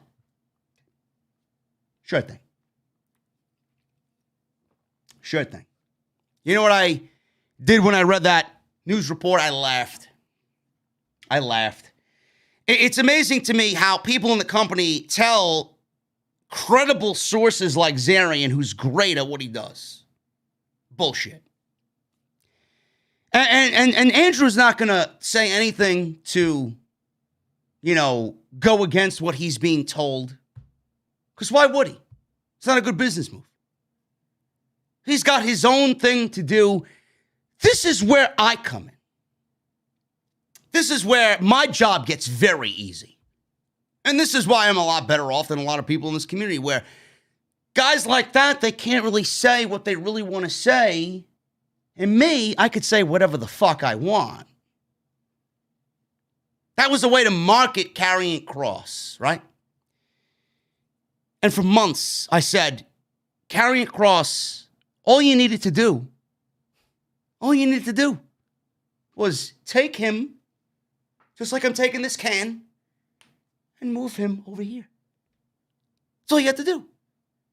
Take a Karrion Kross and move him to Monday Night Raw like this. Nothing needed to be changed. I don't need to take this can out of the fucking koozie and put it over here and leave the koozie over here. I'm going to put the koozie with the can and I'm going to move the can over here. It's exactly what I'm going to do. They are better together. The koozie is keeping my beverage from sweating. The koozie is keeping my beverage cold. What exactly did Kross do without Scarlett? What exactly was enhanced by Scarlett being omitted from Kross's entrance package and her not standing in his corner during all of this nonsense that we saw on Monday Night Raw? I was told that Keith Lee and Karrion Kross, they're going through phases and they're going to be creatively changed. I don't know what the fuck you needed to do with both of these guys, but the best thing for both of these guys was to not change at all. Keith Lee should have been Keith Lee. Karrion Kross needed Scarlett. You want a way to market Karrion Kross? He's great by himself. Don't get me wrong. That guy has a huge aura about him. He looks legit. He sounds great. He cuts a great promo. He's not that terrible in the ring as far as what I've seen people on social media saying. He has a great look. He had a great presence. You want to market Karrion Kross? You market him with his wife. The package that Triple H presented was the way that Karrion Kross and Scarlett needed to be presented. No, but that's too good for Vince McMahon and Bruce Pritchard. Vince McMahon and Bruce Pritchard saw exactly what Triple H was doing with Karrion Kross and Scarlett, and they wanted to change it. If they were all about Karrion Kross, they would have never removed Scarlett from the equation. All we heard was that she was dealing with some unknown medical condition. She wasn't cleared. Yeah, she wasn't cleared because Vince and Bruce didn't want her a part of the act because it was a Triple H project. A Triple H project. You want to market Karrion Kross? You market him with his wife. Soon as you took Scarlett away from the act died. I don't want to see somebody that's ready to stand next to Rocksteady and Bebop getting ready to fucking fight Master Splinter on the fucking top of a rooftop in New York City. I want to see Karrion Kross. You know the Karrion Kross that had his wife go out to the ring and shoot fireballs out of a fucking book from their build from TakeOver to Keith Lee. I want to see the black and white vignettes with Karrion Kross talking ominously about TikTok. And Doomsday is coming, which is now quite the joke, right? Or Scarlett coming out there and making her way down the ring, and she slithers into the ring, and out from the mist comes Karrion Kross. They humanized this guy to a point where he was no better than a Jackson Riker, who by my watch still has the job, but Keith Lee and Karrion Kross are fucking gone.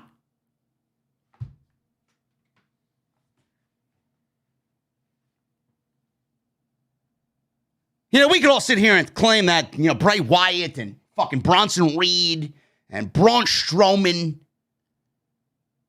how they were shock releases.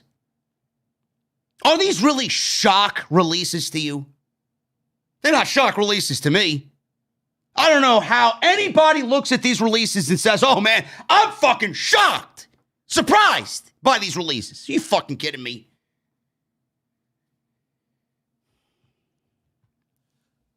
The only thing I'm surprised by is how WWE continues to fucking fail, and fail. More so than they did the last fucking 3 times there was a release day.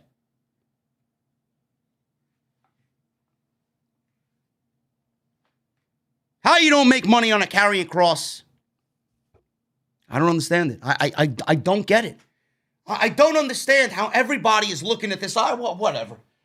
Shrug your shoulders. They'll go to AEW. They'll go to Impact. They'll go here. They'll go there. How is it that you're looking at WWE's product and not thinking about the future? Is what I want to know.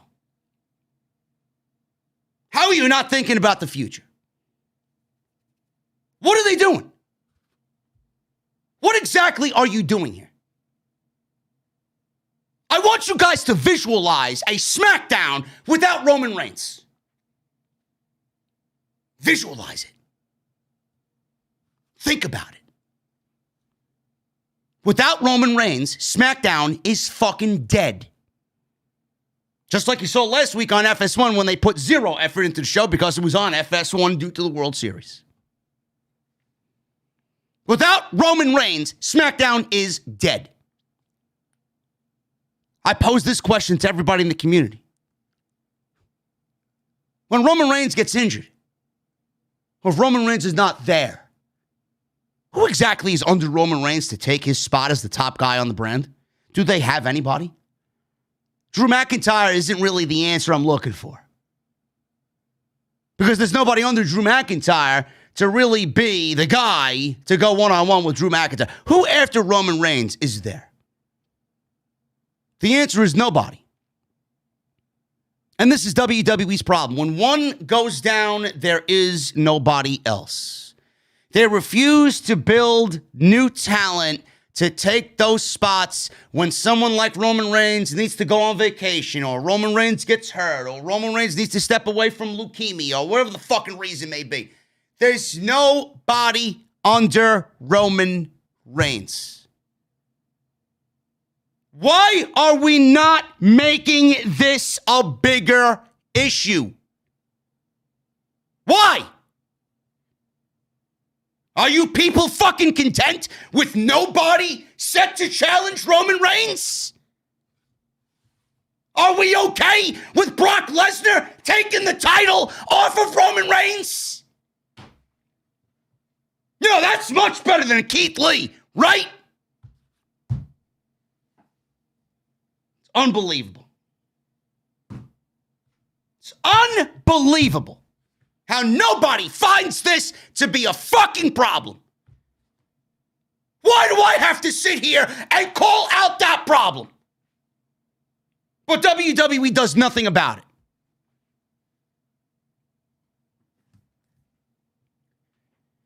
There's one thing that these releases, these 18 releases, has shown anybody. It's the fact that WWE doesn't appreciate the talent that they have employed with the company. There's no reason why a Keith Lee and a Karrion Kross should not be at the top of their fucking brand right now. Should have been there. We've also learned today that everything that Triple H did in NXT is slowly but surely being erased, with only Johnny Gargano, Kyle O'Reilly, and Tommaso Ciampa left in NXT. And 2 of the 3 will be gone by the end of the year. We learned today that Triple H is not in charge. Continue to tell me otherwise. You're a fucking idiot. Triple H has never been in charge since the day they moved to USA Network at 2 hours live. And he's not in charge now.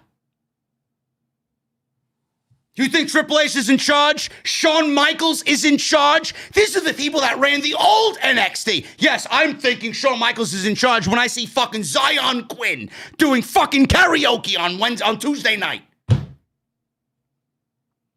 Sure thing. Continue to congregate around your locker rooms at high school telling everybody that Triple H is in charge. Yeah, sure thing. Sure thing. And we learned today that WWE hates professional wrestling. That they don't want to build new stars. That's it. And like we talked about on Wednesday night, WWE is no longer the leader in professional wrestling. They're not. They can make all the money they want. I don't see how these geeks on social media, they use this as their argument. Oh, WWE made $28 million this quarter. Fuck a $28 million. I got 28 fucking jerks to jerk your fucking face right there, motherfucker. Fuck you. 28 fucking million. You fucking kidding me? I don't give a shit. Do you own stock in the company?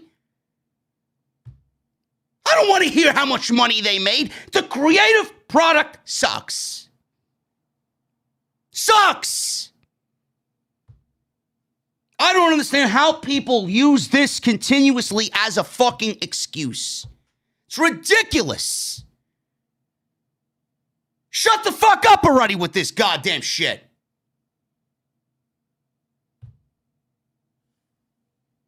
$28 million they made this quarter. Yet AEW is the fucking reason why we all love professional wrestling right now. WWE is now the alternative to professional. AEW is the alternative to professional wrestling, and WWE is sports entertainment. They're no longer the leader. No longer the leader in anything. It's ridiculous. I don't know what else to say. I hope you guys enjoyed today's live stream. We're going to go over some super chats right now. It is a sad day, but an unsurprising day, to say the least. And I'm not surprised by any of the releases at all. And it's not going to be the last. It's not going to be the last.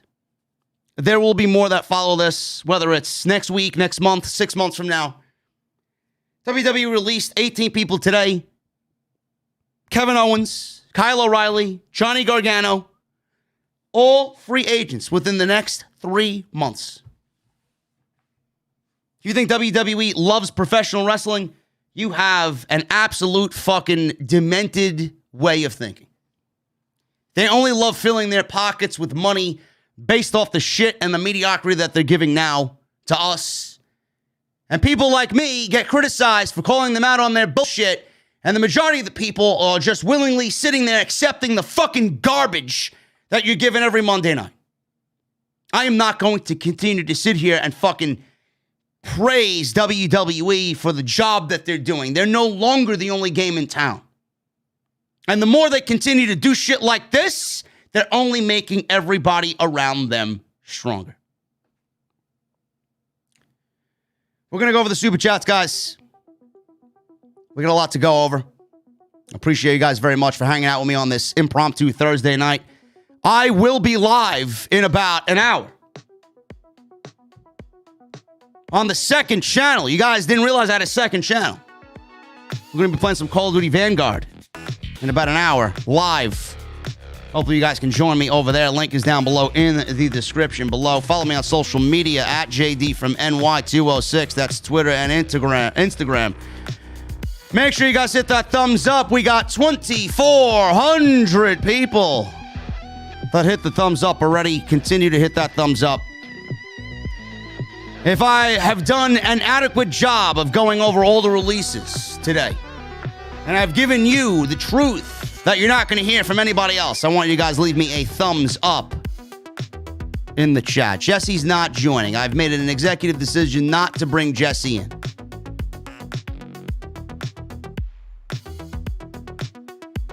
I've made an executive decision not to bring Jessi in.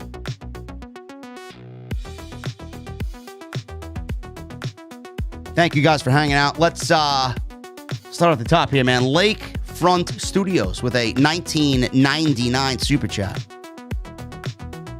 Not even a month in, and Hit Row is already filling out the bankruptcy paperwork via Vince, Bruce, and Nick.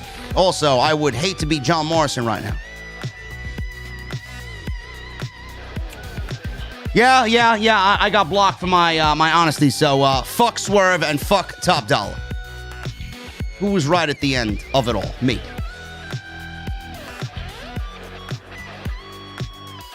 Tristan Turner's with a Australiamite $7.99 super chat.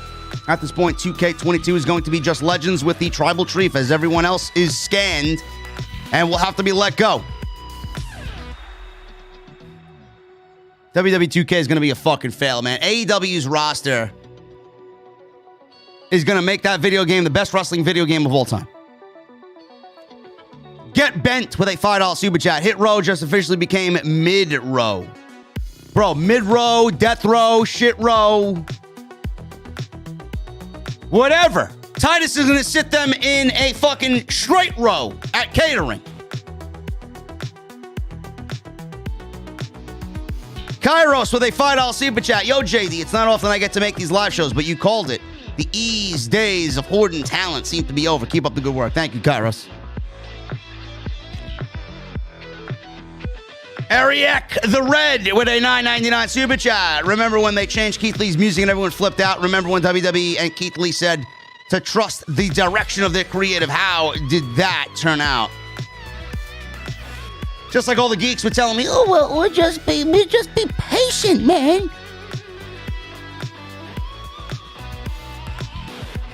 Just be patient with these fucking balls, bro. Get benched. Dwayne Cruz with a $5 super chat. I felt so badly today, but going to most of the superstars' Twitter, they are so happy. I can feel them smiling through the phone. Let's go. Bro, believe me, Keith Lee and Karrion Kross are fucking thrilled.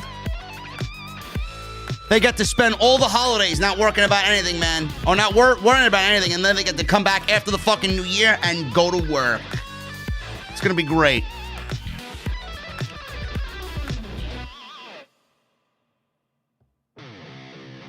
Jeremy 2006 becomes a member for 3 months. Thank you, brother. Vince needs to wake up. The company is dead. Yeah, but his wallets seem to be growing bigger and bigger every single quarter.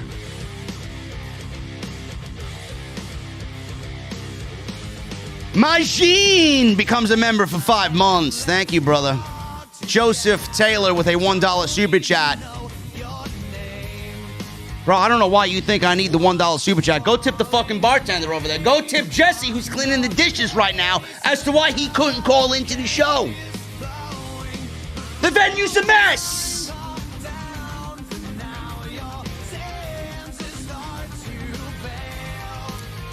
Freebird becomes a member and then leaves a super chat. Thank you, brother. I'm done watching WWE. Vince and Bruce don't care about us. As for Tony Khan, take my money.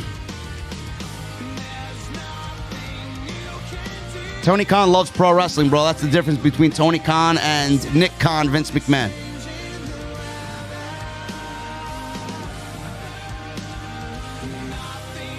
Prodigy RKO with a $20 super chat. Really trying to understand why these WWE shills like to make things a war. WWE can't hold decent talent, but they can break down the good ones to get them gone. But when loyal fans want them in AEW, it's a crime.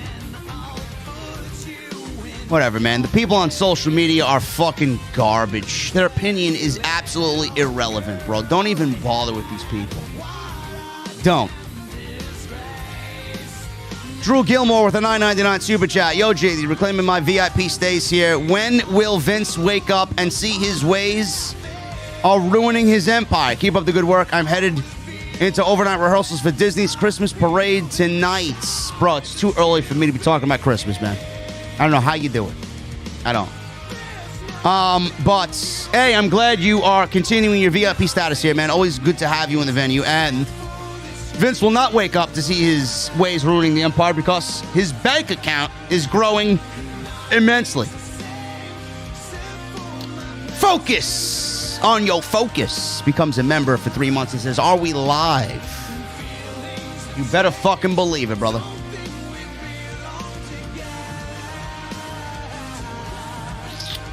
Jessi says in 90 days he'll be on Ryan Satan. Okay. Sure thing, bro. Does Ryan Satan have a venue? He's too lame to have a fucking creative idea, man. You want to go over there? Okay. Go ahead. Prince with a $9.99 super chat. What's up, JD? Vince is the downfall of his company. Saw Keith and Kross and Mia release coming to Sacred to make Lee and Kross top guys. Said Moon is gone. Wasted talent. They need to release Vince and Bruce. Yes, Vince and Bruce need to go.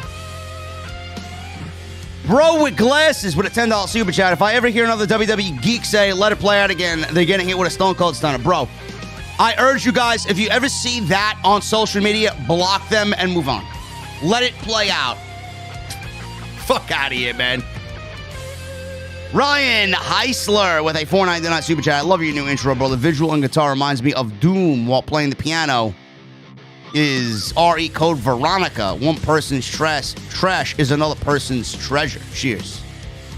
Code Veronica was a great game, man. If there's one Resident Evil I would love for them to remake, it's Code Veronica. But yes, several of these names will find work, but some of them, the bigger names, will find work with AEW. I'm pretty sure of that.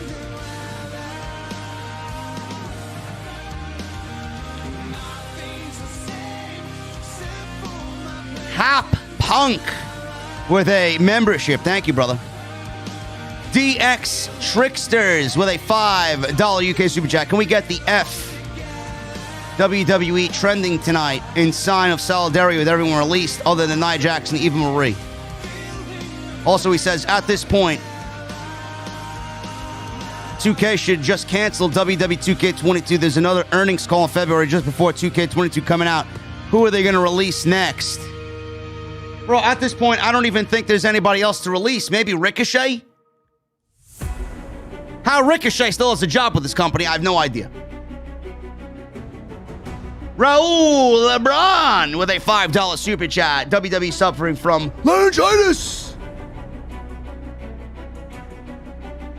The NYC Demon Diva with a $4.99 super chat. East is in the chat. Or was earlier before I started ranting. But a $4.99 super chat. Mr. Always Right. Choose these.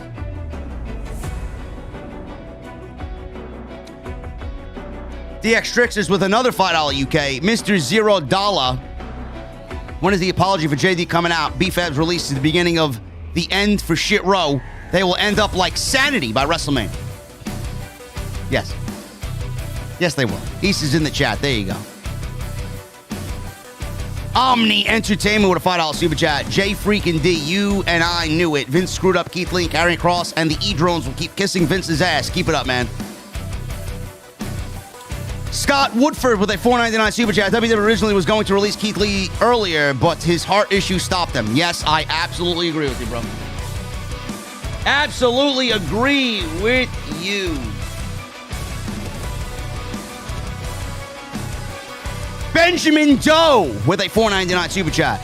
JD, one of the commentators on the chat at the corner said Dana Brooke and Drake Maverick are gone, making WWE now at 20 releases. Is that true? All I see is Dana Brooke's boyfriend arrested.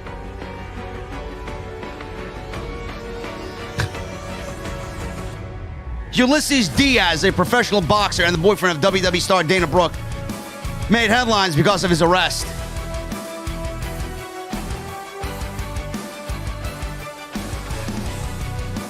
He found out where an online troll was living and allegedly punched the person in the mouth, which caused a laceration. As a result, he's being charged with battery and has a $5,000 bond. Brooke announced this past July that she had gotten engaged to be married to Mr. Ulysses Diaz.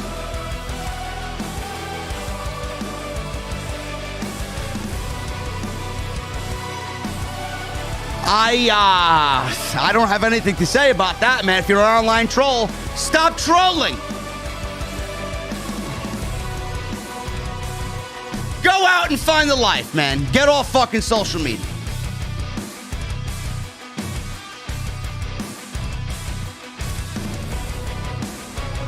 Oh, well, will you look at this?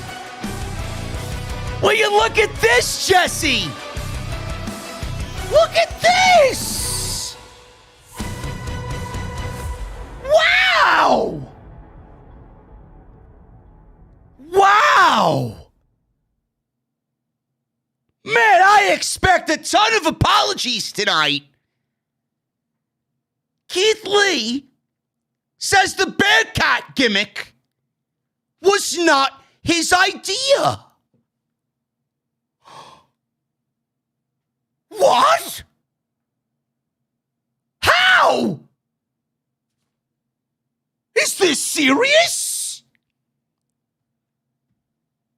Keith Lee commented on an Instagram post and he said that the Bearcat gimmick was LOL, not my idea.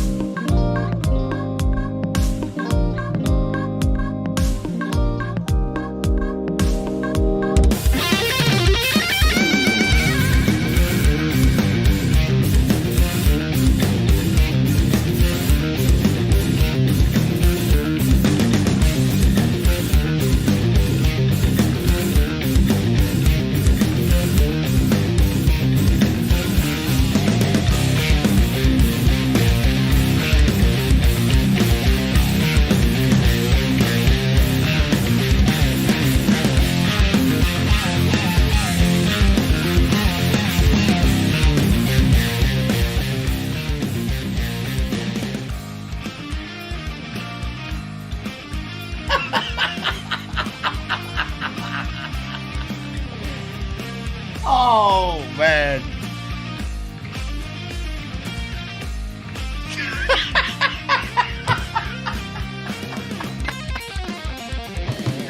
Oh, man.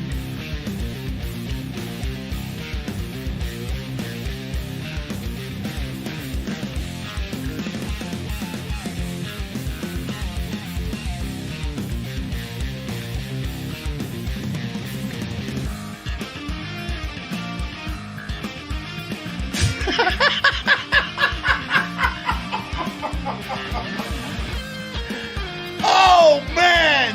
Ah.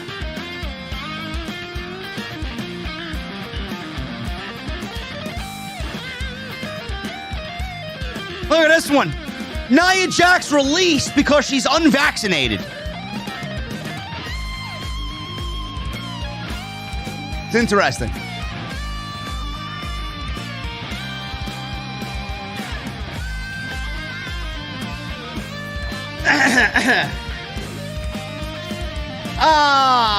Benjamin Doe. Thank you, bro.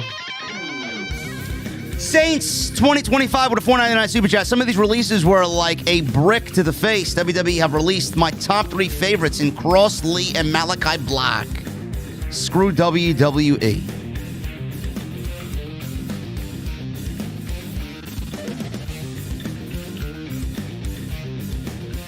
Actually, I'm tweeting this out right now, man. I can't. I have to throw it in people's faces.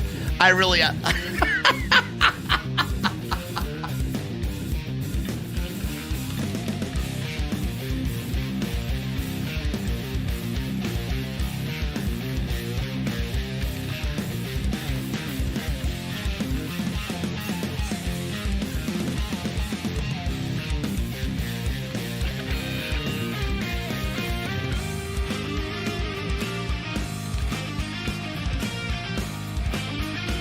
God, I love it, man.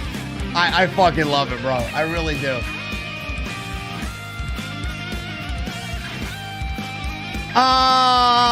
Philip Newton with a $4.99 super chat. I knew this was going to happen, but at least the majority of the talent is going to greener land. Good riddance to Eva Marie. She can stay in Hollywood. Yes, sir.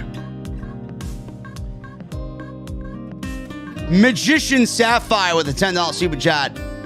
Where are all the let it play out people now? I feel so bad for everyone who lost their job. Hopefully everyone can bounce back in a major way like Matt Cardona. Matt Cardona's killing it right now, bro. Honestly. Should put that on a fucking shirt, man. Let it play out. Let it play out. Fuck out of here. Let it play out. Jarrett Hopfinger with a $5 super chat. Can we get Kota Ibushi and get him to feud with AJ Styles? Rest in peace, NXT. Now, bro, that's not going to happen until AJ leaves WWE. Philip Newton with a $4.99 super chat. Killer Kross and Keith Lee will do great in New Japan Pro Wrestling or AEW. Goodbye, stupid gimmicks. Omni Entertainment with a $2 super chat. JD, is Master P still running Hog? Maybe gets them. Bro, I have no idea what's going on with Master P. None. Derek Ingram with a $5 super chat. Prayers to John Moxley. I'm glad he's getting help. That's exactly what Jimmy Uso needs to do. Yes, thoughts and prayers go out to both Jimmy and Jey Uso and John Moxley. Anybody that's suffering from that, man, I know what you're going through because I see it play out in my own family. Jarrett Hopfinger with a $5 super chat. Triple H to AEW. Hope he buries Bruce and Vince. Take Balor and bury WWE. Triple H ain't going anywhere, bro. Jesus with a $9.99 super chat. Tony Khan salivating right now. Hope he signs Keith Lee. And that the other releases find success and other promotions wouldn't mind seeing a few of them on Dark. Tony Khan is going to be smart with his money, man. He's not going to sign everybody, but Lee and Ember Moon should be at the top of the list. Bill Voss with an Australiamite $5 super chat. WWE must have watched The Godfather and said to the wrestlers, I'll give you your release. You can't refuse. John Laurinaitis will be in Very conscious of our budget. This is budget cut reasons. Zach Wiles with a $4.99 super chat. Keith Lee released. I've said it once and I'll say it again. Vince is clueless. Chris with a $1.99 super chat. Let me get a peanut butter whiskey on the rocks. It's going to cost you more than $1.99, brother. But yes, peanut butter whiskey, screwball peanut butter whiskey on the rocks. You got it, brother. Sean with a $2 super chat. Dana Brooke is JTG. Keep surviving those cuts. Bryant Lee with $4.99 super chat. Eva Marie released. Damn, that was fast. Good. Eric Brooks with a $4.99 super chat. I've been watching you since 2011. You're the reason why I stopped watching WWE's garbage. Thank you for sacrificing. Long live JD. Thank you, Eric. I appreciate it, brother. 2011 is a long fucking time, man. DV Acme with a $5 super chat. If we still subscribe to the theory that WWE defined wrestling eras, this would be the release era or the budget cut era. Repugnant company. Yes. They are absolutely fucking pathetic, man. It's the worst I've ever seen the company creatively ever. Not even close. No other era is even close. Munchie Time with a $5 super chat. I'm actually surprised they released Nia Jax and Eva Marie. At least they did that right. But it still just said that people are losing their jobs. Fuck WWE. Trey Van Gerrick with a $4.99 super chat. Why anyone would want to come in and work for a promotion like this is beyond me. Best of luck to everyone who lost their jobs today. Nicholas with a new membership. Thank you, brother. What are you drinking in the venue, man? What are you drinking in the venue tonight? It's on me. Daniel Rodriguez with a $9.99 super chat. Nick Khan is turning into the Sam Hinkie of pro wrestling, doing the rebuild of WWE the way people don't like. And if you need to know who Sam Hinkie is, all my Philly people know about him and hated him. It's funny, man. I have no idea who that is. Captain Solo with a $5 super chat. How did Dana Brooke and Titus O'Neil survive? Guess the catering crew is considered essential talent. Thank you for re-upping for 5 months, brother. Titus is very important, man. You can't release Titus. You cannot release Titus, bro. That man is invaluable. Captain Solo at $5 super chat.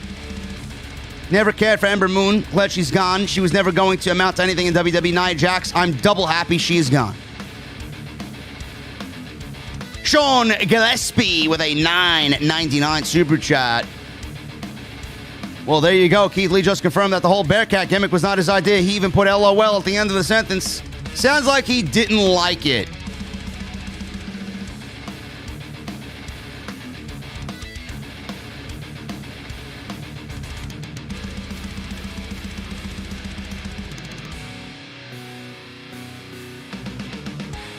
Trey Van Gerrick with a $1.99 super chat. And Samoa is wasting away in NXT. Disgraceful.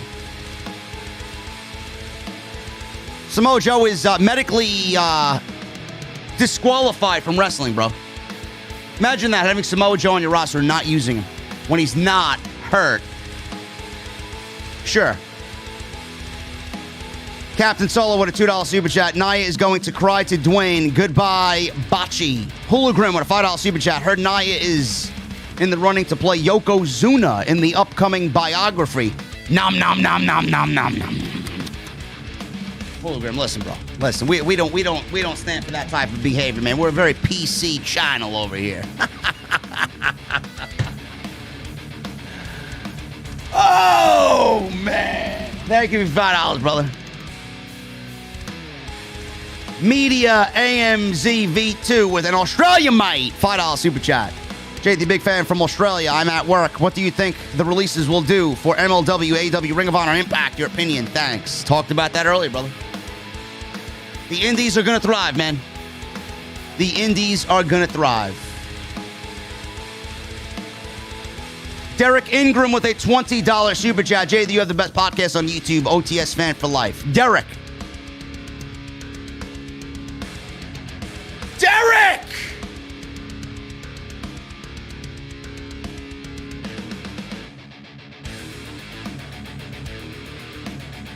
I know. Thank you for $20, brother. The Last Spartan with a $151 super chat.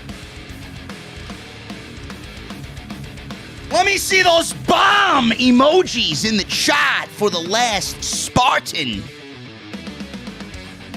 What's up, JD? It's insane to see more releases. Keith Lee, Kross, Ember Moon deserve better. I'm glad I saw them at TakeOver a few years ago. Shout out to the World Series champions. Hashtag Braves. Hashtag see you at Hog. Spartan.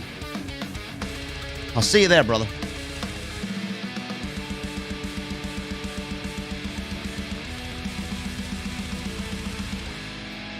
Crimson Caper with a Canadian $5 super chat.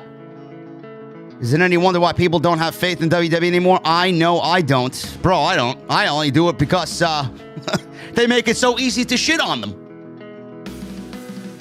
Daniel Rodriguez with a $4.99 super chat. Trey Baxter is already going back to GCW. It's confirmed by GCW on Twitter in case you don't know, brother. Good for him. GCW is the de facto number 3 promotion in the United States.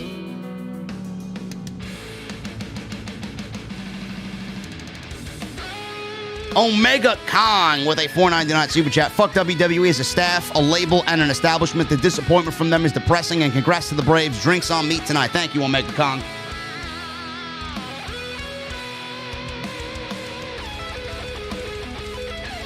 Jesse is texting me right now. Frankie Monet is ranting on social media. Let me see.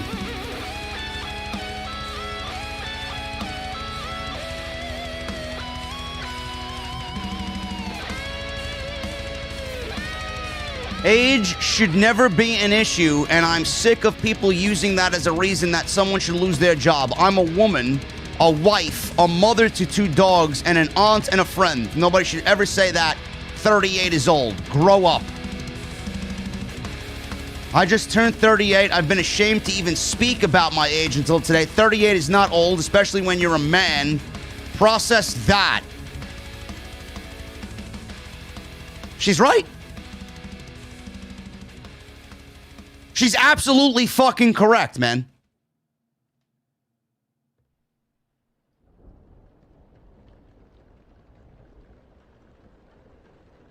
$38 is not old. Whoever thinks 38 years old is an absolute brain-dead idiot. AJ Styles is 42 years old. Finn Balor is 40. Damian Priest is 37 years old. Those guys are on the main roster, though, but Frankie Monet can't find a spot on the main roster. Karrion Kross is 36 years old. He can't find a spot on the main roster. Bronson Reed was 32 when he got fired. 32!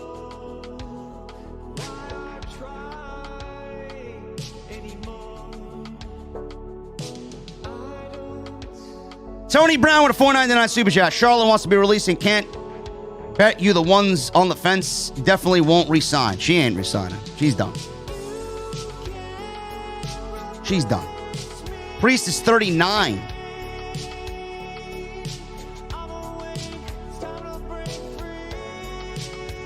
Bro, I'm going to be 40 in February. Am I too old to be podcasting? Maybe I should just quit now. Tony Brown, thank you, brother. Lauren Hunt with a 99-cent super chat and a $1.99 super chat. Damn WWE, Vince, Ace, and Bruce really don't care. No, they don't. They do not. Omega Kong with a $5 super chat. If I were Triple H, I would divorce Stephanie right now. Stephanie's probably the best thing in his fucking life right now, man. Scorpio, Triple H needs to leave WWE now. Hibiscus with a $4 super chat. Keith Lee just admitted Bearcat wasn't his idea. Oh, we'll have fun with that on the Saturday podcast. Lauren Hunt with a $4.99 super chat. WWE just repackaged Keith Lee to be a dominant heel. I'm so pissed right now. He had so much to offer. Same with Ember Moon. They'll thrive in AEW. Antonio with a $5 super chat. No message, bro. Don't be shy in the venue, bro. There's no reason to be shy here. TVP83 with a new membership. Thank you, brother. Roderick Welch with a $20 super chat. Somebody in the chat said Asuka is 40. Yes, she is. Thanks, JD, for the update. W lost me as a fan after The Fiend lost at Mania, but this is the worst slew of releases. Absolutely disgusting how they wasted people's lives. They have no shame. Is this all to punish Triple H? Yes. Some of these names are absolutely a reason to punish Triple H. No question. Brock Lesnar with a $2 super chat. Sable loves her daily spankings, he says. Spank away, Brock. Spank away. Omega Khan with a $19.99 super chat. Had a bad day. Every time this happens, you cheer me up with your facts and delivery. Thank you, JD. Best podcast out. And screw the WWE for life. And those stands, opinions never matter. Drinks on me for the Braves. Thank you, brother. Prodigy RKO with a $5 super chat. Getting that World Series Braves merch, JD. Yes, I ordered a t-shirt and the World Series cap yesterday. They were sold out of everything else. Everybody apparently wants to be a fucking fake Braves fan now. Not big on baseball, but I do love underdog teams like the Braves. Much respect to them. Thank you, Prodigy. Lauren Hunt with a $1.99 super chat. She says, hey, you with a super emoji con. Antonio with a $5 super chat. CM Punk didn't lie to us. The next budget cuts should be Vince and Bruce, and you're awesome, bro. Thank you, Antonio. Punk would never lie to us.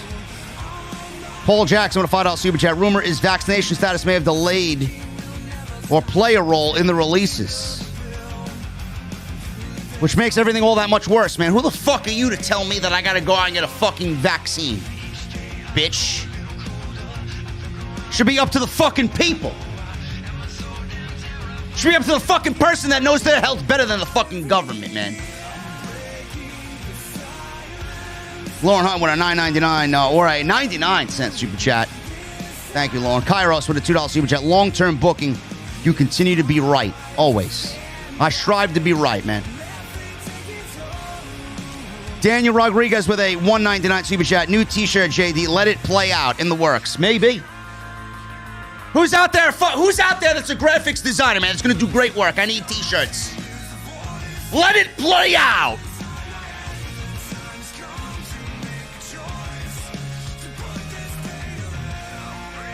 Royal reacts with a $2 super chat. Nia Jax had to be vaccinated to eat at catering.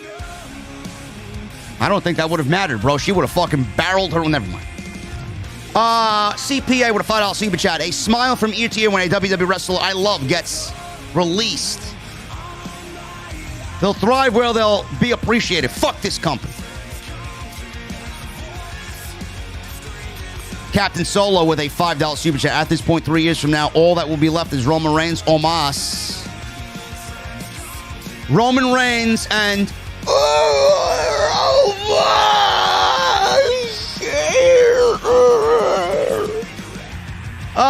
the Dirty Dog, Seth Rollins, and Titus Catering. Everybody else will be fired.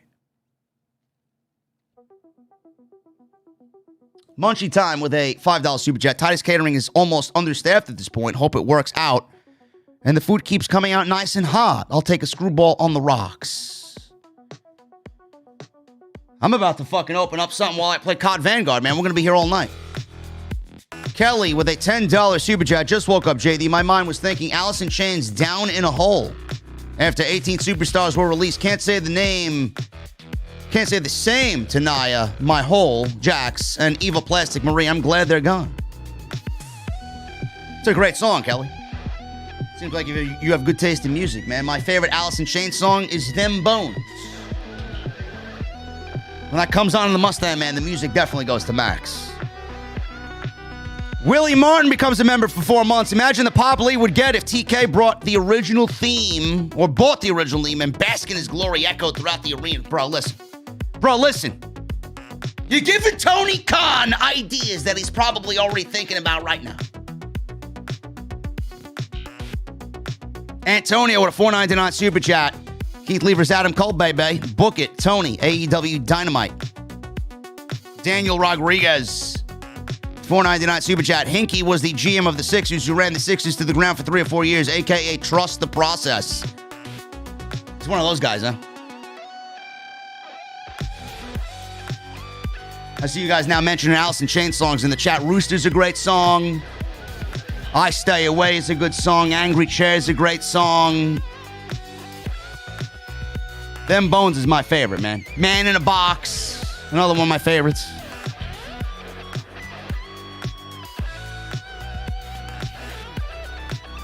Oz Inglorious with a $5 super chat. How do Jinder Mahal and Veer and Shanky still have gigs? WWE blows AEW for life. Great stream, sir. Thank you, brother. Yes, I don't know how Shanky and Veer still have a job. Veer Mahan! Veer Mahan! Coming to Raw. Fuck out of here. Veer Mahan. Go back to the Pirates, you fucking irrelevant geek. Hoyt Reynaldo, $1.99 super chat. Triple H creates, Vince kills, Nick Khan release, Tony saves. Yes.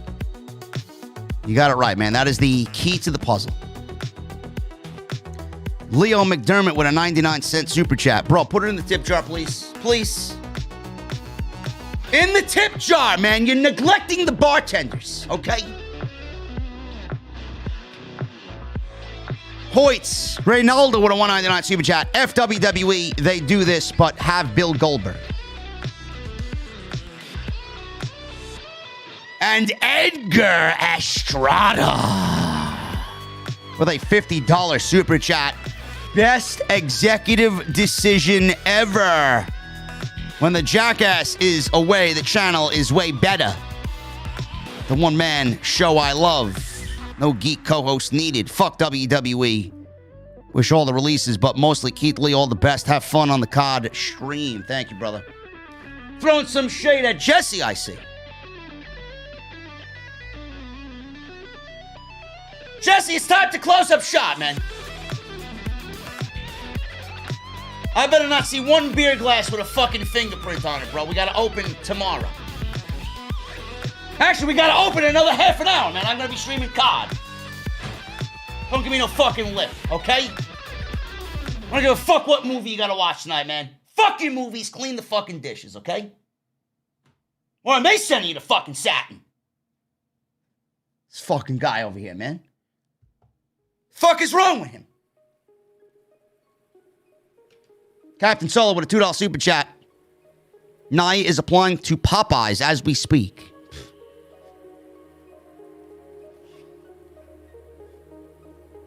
Zipper my mouth on that one. Zipper my mouth on that one, man. Please, you guys are setting up those fucking layups, man. Those alley-oops. I can't do it, man. I can't do it. I can't do it.